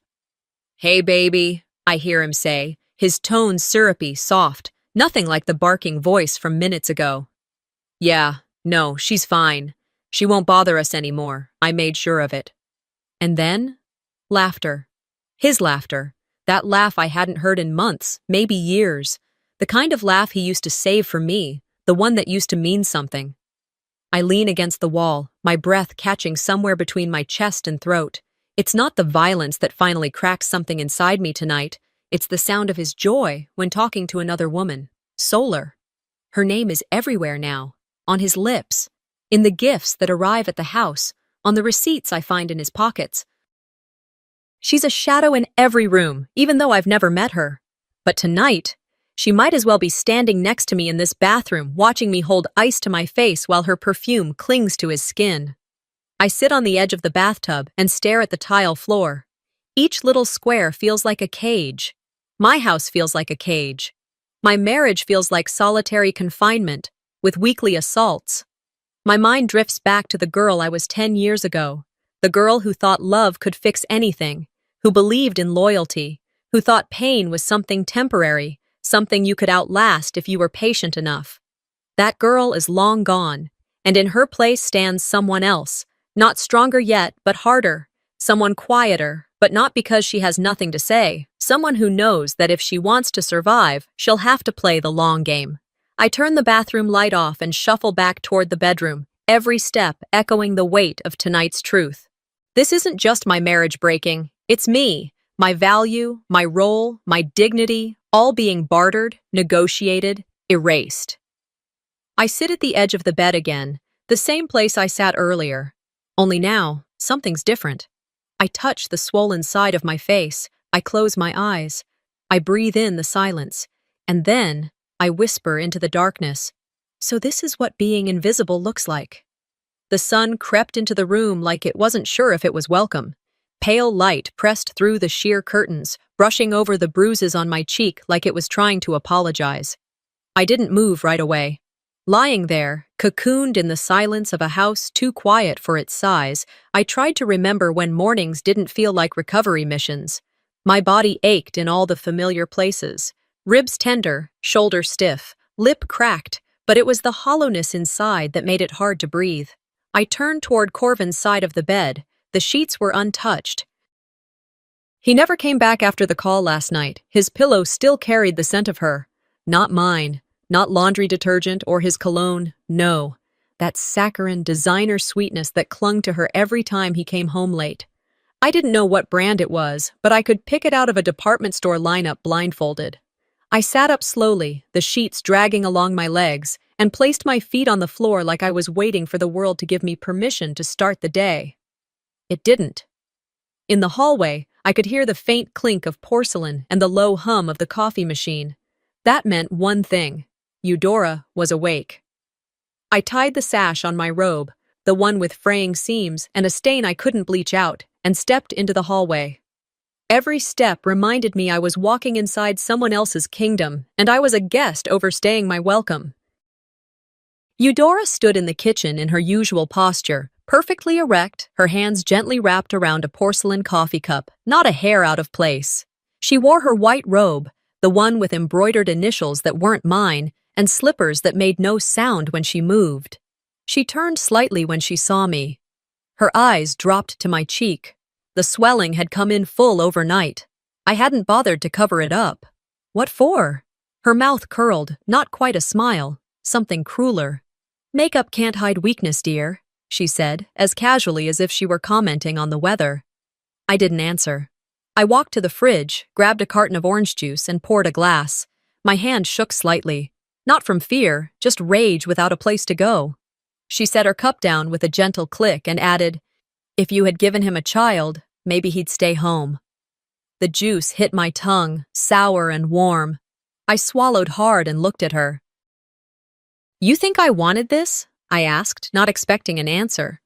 "You think I chose to not have children?" She took a slow sip, her eyes never leaving mine. "A woman's worth is her womb, Levena. Don't act surprised he strays." I walked out of the kitchen before I said something I couldn't unsay, or worse, something she could twist into another accusation.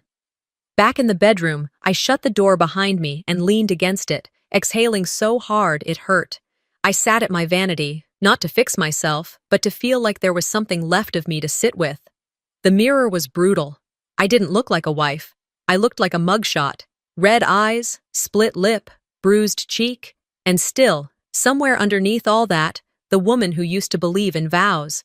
I powered on my phone, not to call anyone. I had no one to call, but to escape into someone else's curated life for a moment. As I scrolled, my thumb stopped dead on a sponsored post. A dealership gala. Corvin stood center frame, sharp suit, proud smile. But it wasn't the suit or the car in the background that hit me. It was the woman beside him. She wore red. A dress that clung in all the places that begged for attention. Her hair was perfect, her skin flawless. She leaned into him with familiarity, confidence. She knew she belonged next to him now. But what made my heart seize wasn't her smile. It was the necklace, my necklace, the one Corvin gave me for our 5th anniversary. A one-of-a-kind piece he said reminded him of me, delicate, classic, unforgettable, now wrapped around her neck like it was always meant to be there. I opened my jewelry drawer. It was a reflex. I already knew. I dug through boxes, velvet pouches, even the side pockets. It was gone.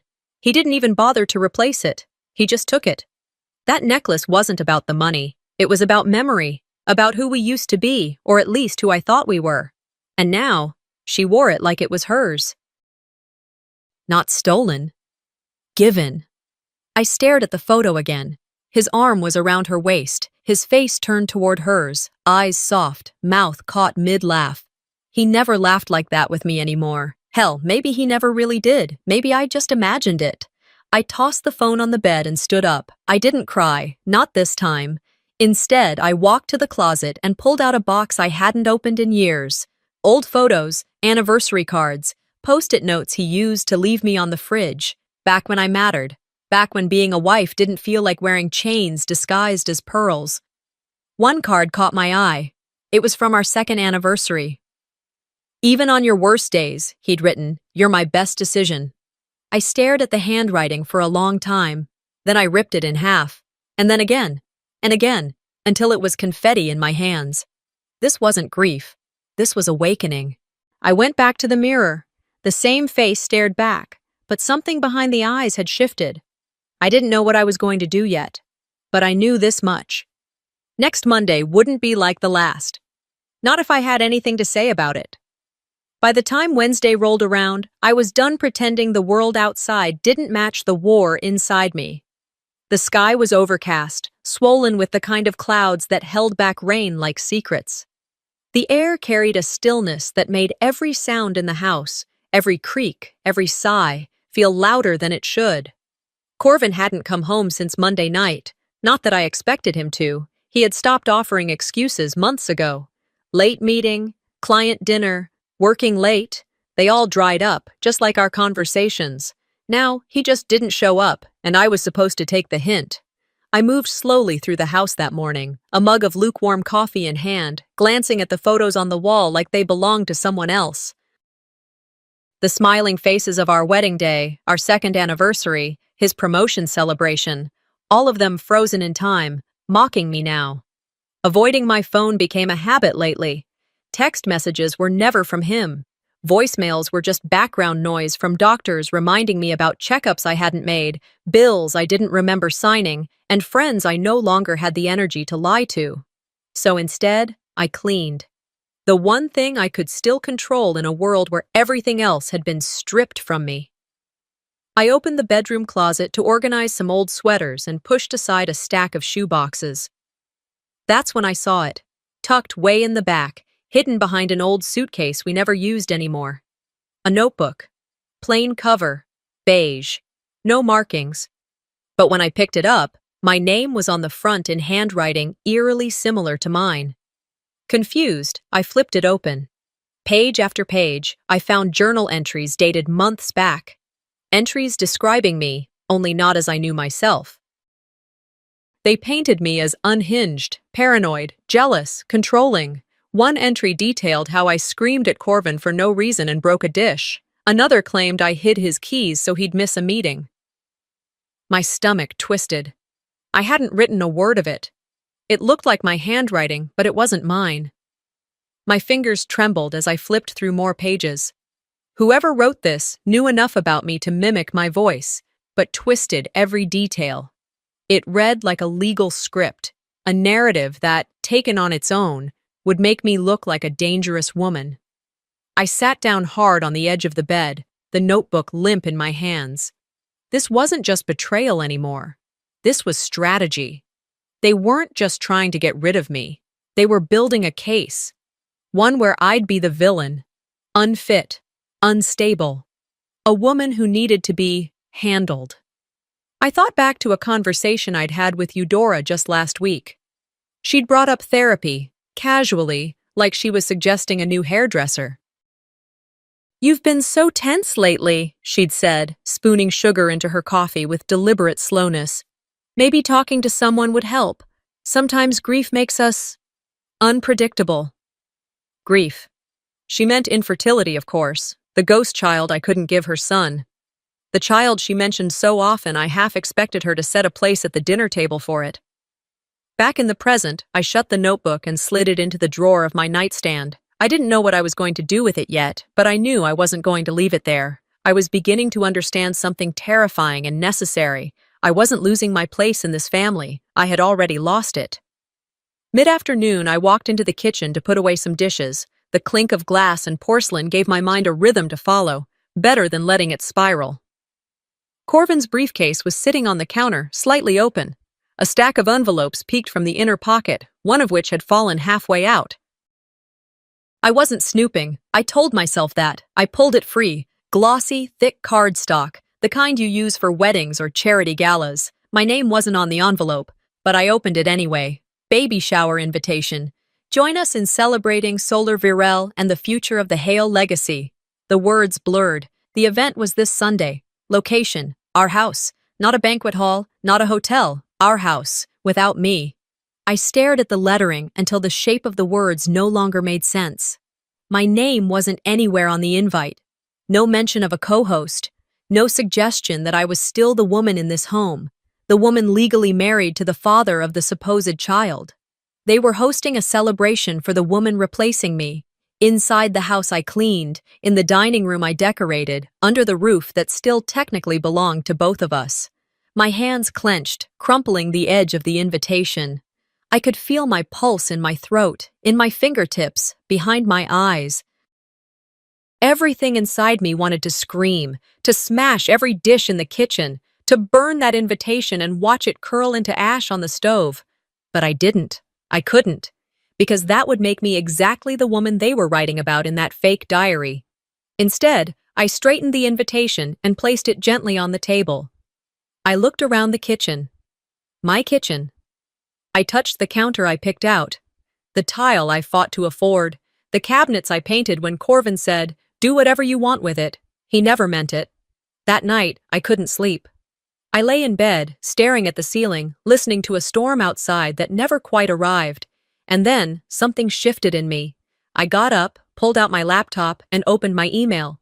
I started forwarding messages, old conversations, anything that hinted at his affairs, his absence, his negligence.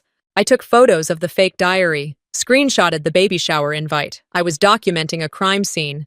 I didn't know where this would go yet, but I knew I couldn't play the quiet wife anymore. Not when they were using silence to destroy me. They wanted me gone, fine, but they'd have to fight for it, and they'd learn something about the woman they thought they could erase. I was being replaced, and now I needed to replace their silence with proof.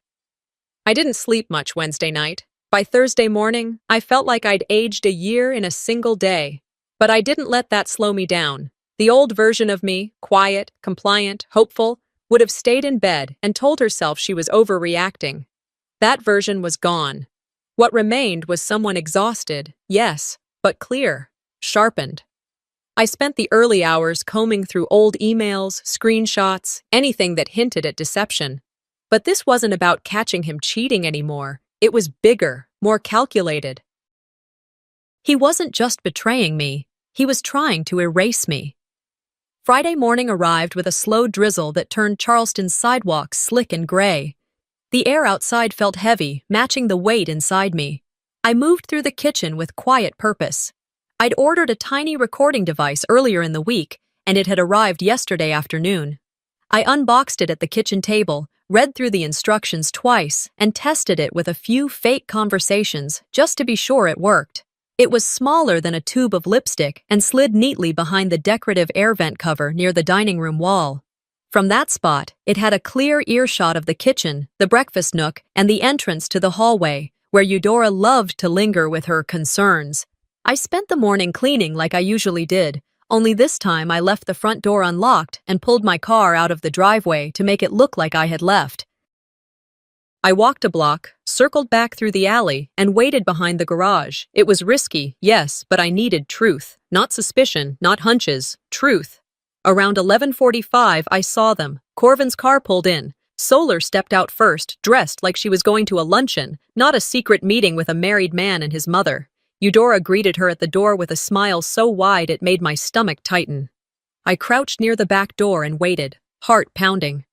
After 20 minutes, I slipped in quietly, just long enough to shut the back door behind me.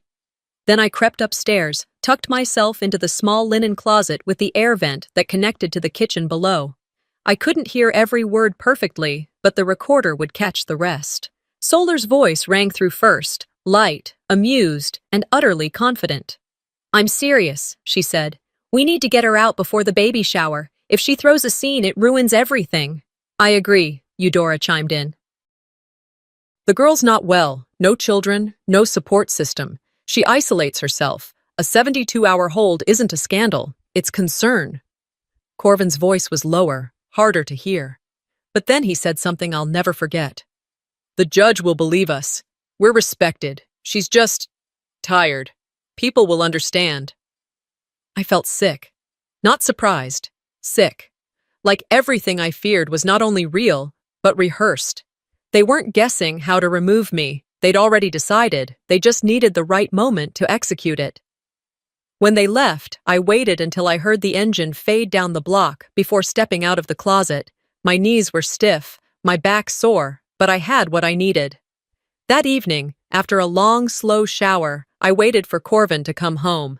He arrived around 8 p.m. smelling like a mix of steakhouse and aftershave. I said nothing as he walked past me in the hallway. He didn't even acknowledge my presence. I counted the minutes until I heard the shower running. That was my window. I slipped into the office, careful not to make a sound. His laptop sat on the desk, open, screen glowing. I tapped the touchpad. No password prompt. Rookie mistake, Corvin. I opened the browser, went straight to the bank website, and logged into our joint account. My name was still on it, at least legally. And then I saw it. Thousands of dollars spent over the past 6 months.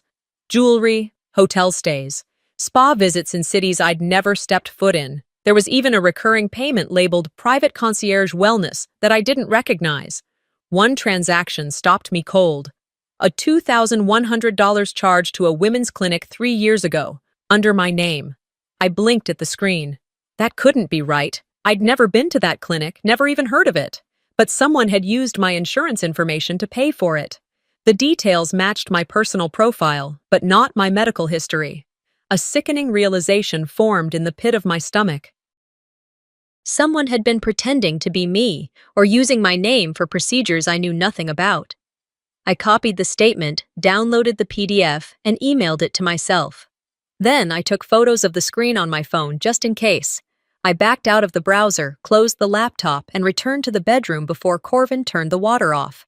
When he entered the room, he gave me a brief glance and said, "You should get some sleep. You've been looking worn out lately."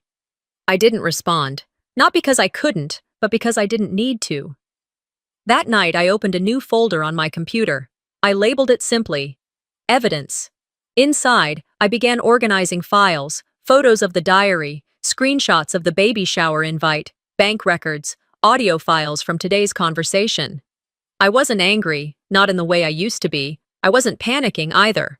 I was preparing. They were scripting my downfall. But I was about to rewrite the ending. They thought I wouldn't fight back. They thought wrong. I didn't wait for the storm to clear. I let it pour through me. Let it wash away the old reflexes. Stay quiet. Be still. Don't push. Saturday morning came, and I didn't flinch when I looked in the mirror. I didn't reach for concealer. The bruises along my jaw, the split on my lip, they stayed. They were mine now, not to hide, but to wear like armor. I put on a plain black blouse and jeans, no jewelry, no perfume. I wanted Corvin and Eudora to see what they had done, without distraction, without disguise. Let them sit across from the damage and not call it anything else. I walked downstairs slowly, each step on the hardwood floor deliberate. The house was quiet except for the faint clinking of dishes coming from the kitchen. Eudora sat at the breakfast table, stirring her coffee with that ever-graceful hand of hers, wearing the same pearl-button cardigan she wore on holidays and funerals. When she saw me, she gave a polite nod. Nothing more. As if we were distant cousins passing in a church hallway. Corvin looked up from his plate, expression unreadable, and said flatly, "You look like hell." I kept walking. I stopped just short of him, leaned in slowly, and without a word, kissed his cheek. When I pulled back, a smear of blood, fresh from the cut he'd left the night before, marked his skin like a scarlet signature. He froze. Eudora's spoon paused mid-stir. For the first time since I'd known her, she didn't speak. I stood there long enough to watch him reach up and touch his face. When he saw the red on his fingertips, his eyes flicked to mine with a glimmer of something I hadn't seen in him in years. Fear. I leaned in slightly and whispered, "So do you. You just can't see it yet." Then I walked away.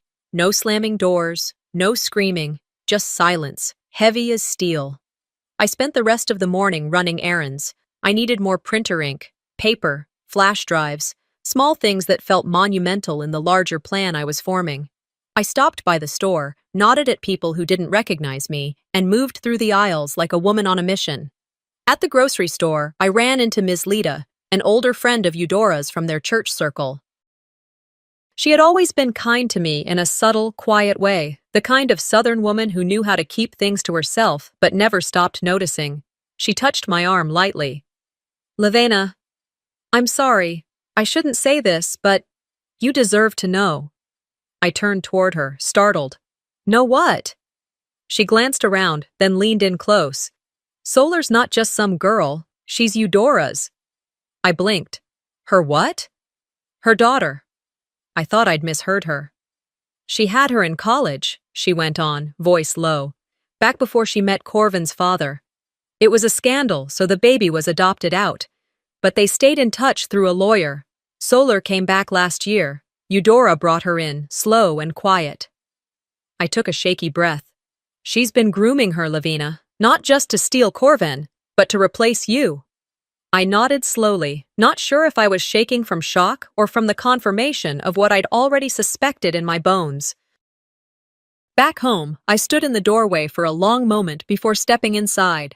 The house felt colder somehow, despite the spring sun cutting through the windows.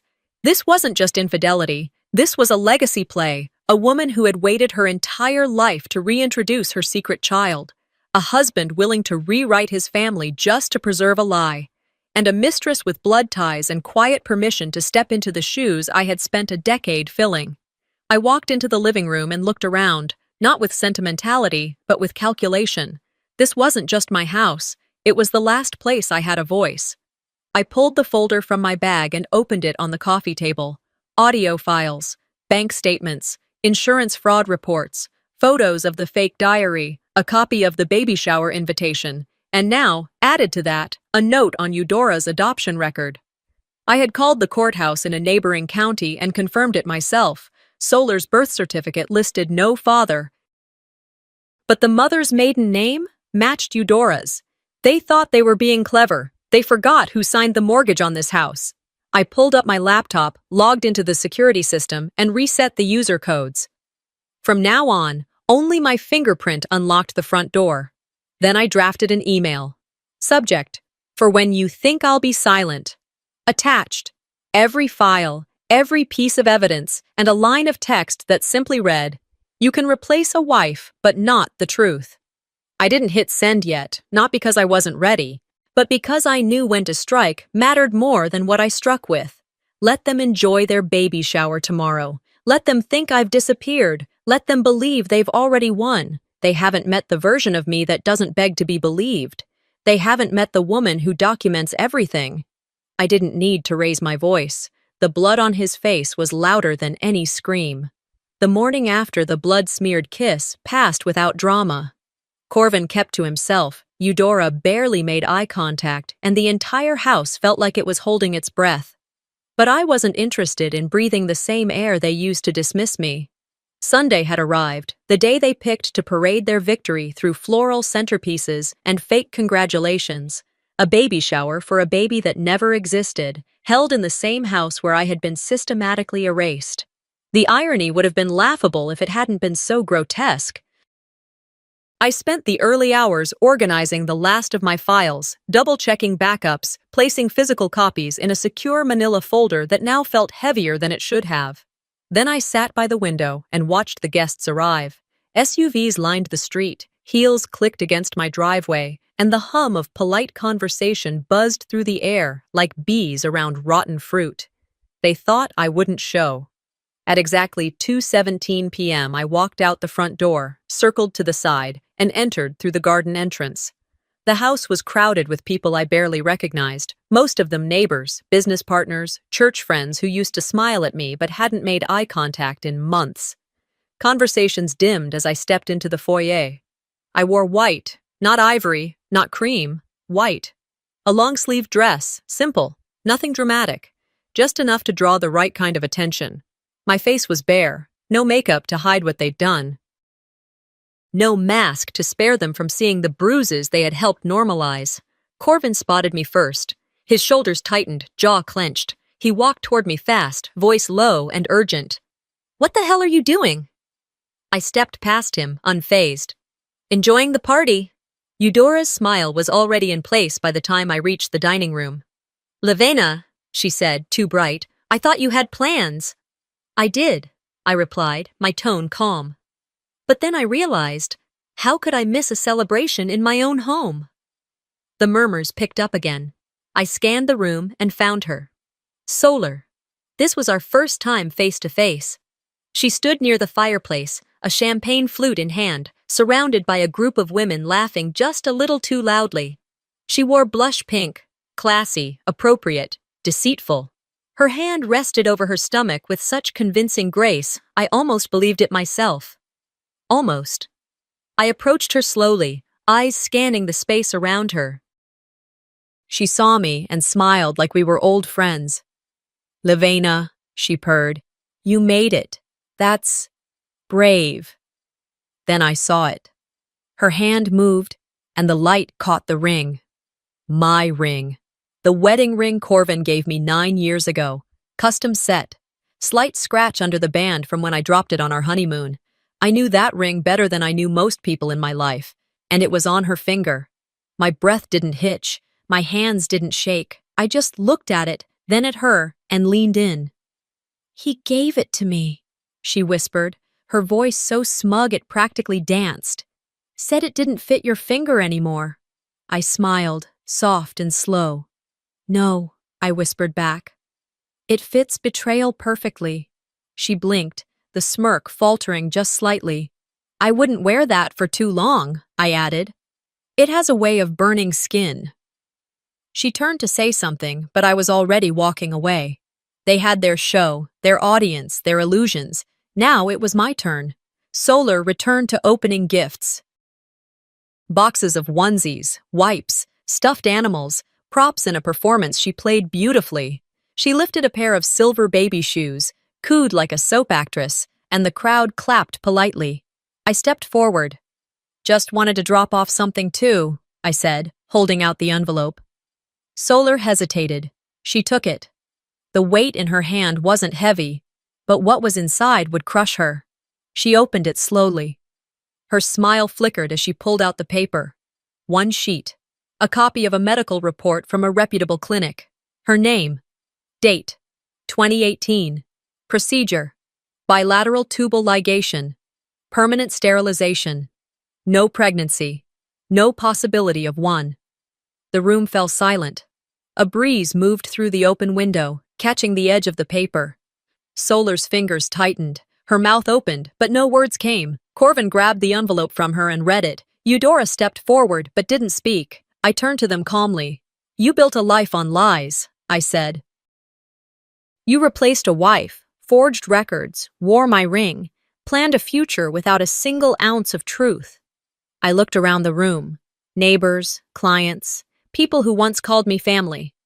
"I'm just here to take my keys back." No one moved. No one breathed. Then I turned to the guests. "For those wondering, yes, this is my home," I said clearly. "And as of this moment, you're all trespassing." No one argued. Solar said nothing. Her hands were shaking. Corvin's face had drained of color. Eudora finally spoke. "You're unstable, Levena. This behavior proves it." I smiled again. "Then call the police. Have them remove me from my own house. We'll let the deed settle the matter."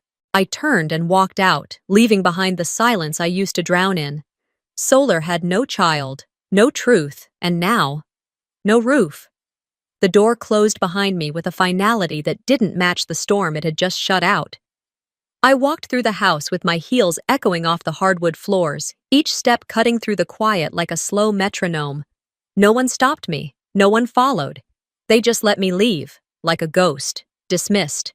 But I wasn't the ghost. They were. Sunday evening set in with the weight of everything that had unfolded just hours before. My dress still hung loosely on my frame, the same white fabric from the baby shower. I hadn't changed out of it. I didn't want to. It reminded me that I had finally spoken louder than their lies. I locked the front door and checked every window, not because I feared someone breaking in, but because I knew Corvin wouldn't come through that door with a smirk or a speech. He'd come in with a plan. And he always preferred to strike from behind a wall, not face to face. The house, though still technically mine, felt unfamiliar again. The air was heavier. Every silence held an accusation. Every creak of the old staircase made me wonder if I was still alone. I didn't turn on the lights. Instead, I sat in the living room, folder in hand, laptop nearby. I was mid-email draft when I heard it. A knock at the door. Sharp. Measured. Not frantic. 3 seconds passed before a second round, more insistent this time. I walked to the front, looked through the peephole, and felt my stomach tighten. 2 officers. I opened the door slowly. "Evening," I said. "Ma'am," one of them began, "we received a wellness report from a licensed therapist. Claimed you may be at risk of harming yourself or others." My mouth stayed still, but my heart dropped. "What?" I asked quietly, eyes flicking between the 2 men. They didn't enter. Not yet. One pulled out a notepad. "We're not here to escalate anything. We just need to check in. Standard protocol when mental health concerns are flagged. This therapist said you've been unstable, erratic." I stood silent. The irony was almost laughable. "I'm not the one who needs help," I said, keeping my voice even. "But I suppose that's what unstable people usually say, right?" The taller officer shifted uncomfortably. "You mind if we come in for a moment?" I stepped aside. They scanned the room briefly. Nothing out of place, no broken objects, no weapons, just a woman standing in her own house, cornered by a lie dressed up as concern. "I'm fine," I said. "I have documentation you may want to see." I handed them a printed summary I had prepared after learning how Corvin and Eudora operated. It included screenshots of the fake diary entries, bank records, the forged invitation list, and a list of names who had witnessed harassment in public. "This is retaliation," I added calmly.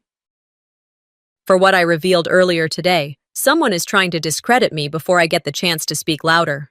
The officers took the documents. They didn't arrest me. They didn't even ask to take me in for evaluation. They just left with a, 'We'll make a note of this. If anything changes, call us.'" I shut the door behind them, bolted it, and sat on the couch. A wellness check. They were getting desperate, but they weren't finished. That night, I opened a new search tab and tried to access the website for Dr. Kessia Noor, the doctor who had helped me expose Solar's sterilization. The site was gone. Domain expired. Every medical record I had saved? Still on my drive. But the clinic's phone number had been disconnected. Their social media accounts vanished. Gone. All of it. I grabbed my keys, threw on a coat, and got in the car. The drive to the clinic was 15 minutes, but it felt like an hour. I parked across the street and stared at the building, windows dark. Door boarded up. A "For Lease" sign hung crookedly from the glass. No forwarding address, no explanation. They weren't just trying to discredit me now, they were wiping the truth off the face of the earth, burning every bridge between me and the evidence I had fought to gather. I sat in the driver's seat, hands gripping the steering wheel, eyes locked on the building like it might suddenly blink back to life. But it didn't.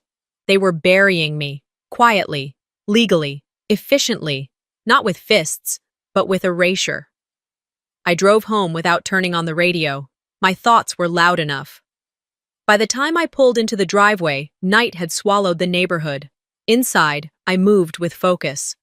Every file on my laptop was backed up twice, once on a cloud drive under a dummy name, and once on an external hard drive I kept hidden in the crawlspace behind the pantry.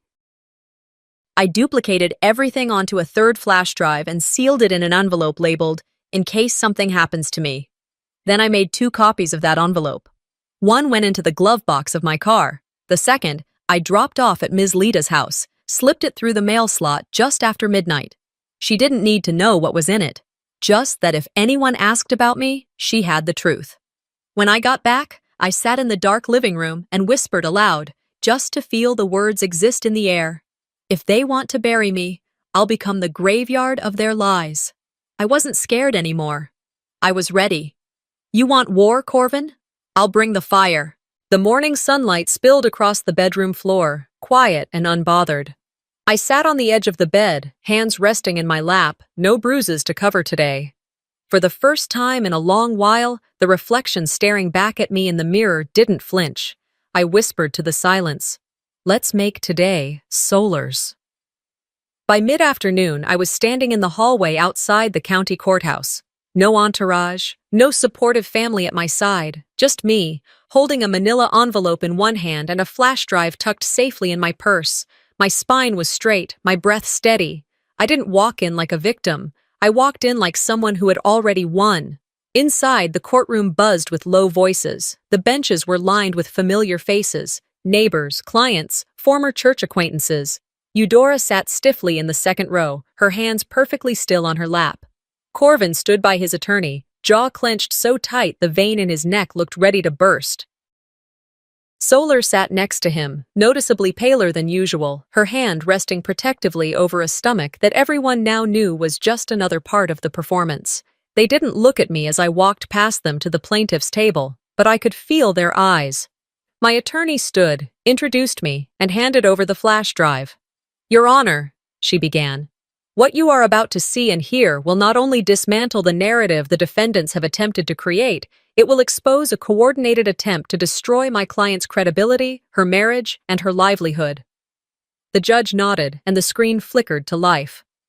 First up was the DNA test. A clean, indisputable result. Corvin was not the father of Solar's child. I didn't look at him as it was read aloud, but I heard his sharp inhale, saw the shift in Solar's posture, her fingers suddenly pulling at the hem of her dress like it might save her. Next came the financial records, charges made with our joint account, jewelry, hotel rooms, wellness centers, all attached to Solar's name or initials. Some used my name, some used insurance codes assigned to me. The courtroom was silent except for the click of the slideshow advancing. Then came the therapist emails. The man who had once told me I was making progress had sent an alert to authorities days after Eudora's donation hit his clinic's records. The emails were clear. Fabricated concern flagged with strategic timing, used to justify a wellness check meant to remove me from my own home under the guise of mental instability. And then, finally, the recording. The conversation captured from the vent near the kitchen. Corvin, Eudora, and Solar. Solar's voice, unmistakable. "We just need to move her out quietly. A 72-hour hold, make it look like care." Eudora. "She's got no one. She's isolated herself. She'll fold." Corvin. "The court will believe us. We're the respectable ones." The judge paused the recording halfway through and turned to the defense. "Do you wish to respond?" Corvin's lawyer stood, flustered. This is a matter of miscommunication and misinterpretation. These are private conversations." The judge raised a hand. "Actually, it changes everything." Corvin's face flushed red. He turned to Solar, but she wouldn't meet his gaze. Her hand dropped from her stomach like she had suddenly remembered the charade wasn't required anymore. Eudora stood up and walked out of the courtroom. Just like that, she didn't look back. Solar swayed slightly in her seat and fainted, right there in the courtroom. The paramedics were called. She was helped out by two strangers. Nobody moved to follow her, and I remained seated, silent. After the ruling, reporters began circling the courthouse steps. Someone took a photo of me standing alone, the same manila envelope in hand. The caption later read, "Charleston wife exposes legacy of lies." The image spread quickly. By that evening, it was everywhere. I didn't comment. I didn't need to. The next morning, Corvin's contracts began unraveling. Clients who had been friends for years were suddenly unreachable. His showroom faced public backlash. The community he had once called loyal began to treat him like a disease they didn't want to catch. His mother's social circle shrank overnight. Her name was no longer whispered with reverence. It was spoken like a cautionary tale. And Solar? Her accounts were deactivated. She had disappeared. Just like her fabricated pregnancy. People on social media called me a warrior, a survivor, the wife who fought back. But I wasn't trying to be a hero. I was just trying to survive. I didn't burn it down. I just showed everyone the fire. Justice doesn't heal the wound, but it stops the bleeding. The rain started around 5 in the morning, soft at first, then steady, like a hush blanketing the world. I didn't mind it. The sound reminded me of who I had become, not the woman who once flinched at every slammed door or quiet accusation, but someone who could sit in silence without feeling swallowed by it. I lay in bed longer than usual, not because I was avoiding the day, but because I no longer feared what it might bring. The sheets were smooth beneath me, unwrinkled by another body. No footsteps thundered down the hallway. No voice barked from the kitchen asking where the keys were or why the coffee tasted off. Just the tap of rain against the window and the sound of my own breathing, quiet, steady, unhurried. When I finally stepped out of bed, I didn't rush. I walked barefoot across the cool floor, wrapped myself in a soft gray sweater, and made my way to the kitchen. I brewed a single cup of coffee, no longer needing to account for someone else's preferences. 1 sugar, a splash of cream. That was enough. This house, mine again, had a new kind of quiet now. Not the oppressive silence that used to creep down the walls like mold. No, this quiet was sacred. It was space. It was breath. I sat at the kitchen table and opened the mail I'd ignored over the past few days. Bills, a church newsletter, a letter with no return address, the envelope handwritten. I knew the writing. Kessia. Inside was a single page. Levena. You reminded me why I became a doctor. You reminded me that truth is only worth something when someone's brave enough to stand behind it. You reminded me of my mother. She stayed too long, too. Thank you. I hope you remind others why they deserve to live free. KN. I held the letter for a while, eyes closed, just letting the words settle inside me. I placed it in the drawer next to the stove, not out of sight, but somewhere it could stay without needing to be stared at. Mid-morning, I got dressed. Nothing special. Just jeans and a navy blouse. I pulled my hair back in a simple ponytail, put on lip balm, and slipped on flats. Then I drove to the prison. The road was wet, streaked with silver from the overcast sky. My hands didn't shake on the wheel. My heart didn't race. I wasn't going to see him for closure. I wasn't going for peace. I was going to look him in the eye and show him what survival looked like. The visitation room was cold, all metal and echo. I sat at the table and waited, fingers laced together in front of me. Corvin walked in wearing beige. His hair was shorter, his eyes a little more hollow, but he still carried that same smugness in his shoulders, like he thought this was all temporary, like the world would one day apologize for misunderstanding him. He sat across from me, silent. "Why are you here?" he finally asked. I met his eyes, steady and still. "To show you I survived," I said, "and that you didn't break me." He didn't speak, just stared. "You wanted to bury me," I continued. "But I grew roots instead." A muscle twitched in his jaw. "I'm not here to forgive you. I'm not here for anything you could possibly give me. I'm here to make sure the last version of me you see is the one that walked through hell and came out holding the matches." "I don't care what you think," he muttered, voice low. "I know," I said, rising from the table. "But I do. And that's new." I left without looking back. Outside, the rain had lightened to a mist. I stood in the parking lot for a moment, face tilted to the sky. Not because it was poetic or because I wanted anyone to see me, just because it felt right to feel the rain and not flinch. Over the next 2 weeks, I didn't go back to court, didn't watch the civil suits unfold. I heard about them, sure. Solar's fraud cases, Eudora being removed from the charity board she had chaired for over a decade, the bank pulling out of Corvin's dealership agreement. It was happening, not quickly, not all at once, but it was happening. I started writing again. At night, after dinner, I'd sit by the window with a glass of tea and a pen in hand, not about him, not about them, but about me. About what healing looked like when it wasn't performative. About what survival meant when it wasn't about escaping, but about rebuilding. I didn't date, didn't look for someone to fix me. Didn't need anyone to tell me I was whole. Some people sent flowers, some called, most just watched from a distance, unsure of what to say. And that was fine. I didn't need anyone to tell me I had done the right thing. I knew. Some mornings I would walk to the corner bakery. The woman who ran it used to give me half smiles, pitying ones. Now, she handed me my coffee and said, "You're stronger than most people I know." I'd nod, say thank you, and walk back home. The house still creaked. The roof still leaked when it rained too long. But it was mine again, and so was I. I used to think being a good wife meant staying, that it meant enduring, fixing, silencing myself to protect someone else's image. I thought love was about sacrifice, that loyalty meant putting their needs above mine. But now I know better. Now I know that being a good woman means leaving when staying is killing you. I didn't burn the bridge, I just chose not to walk back across it.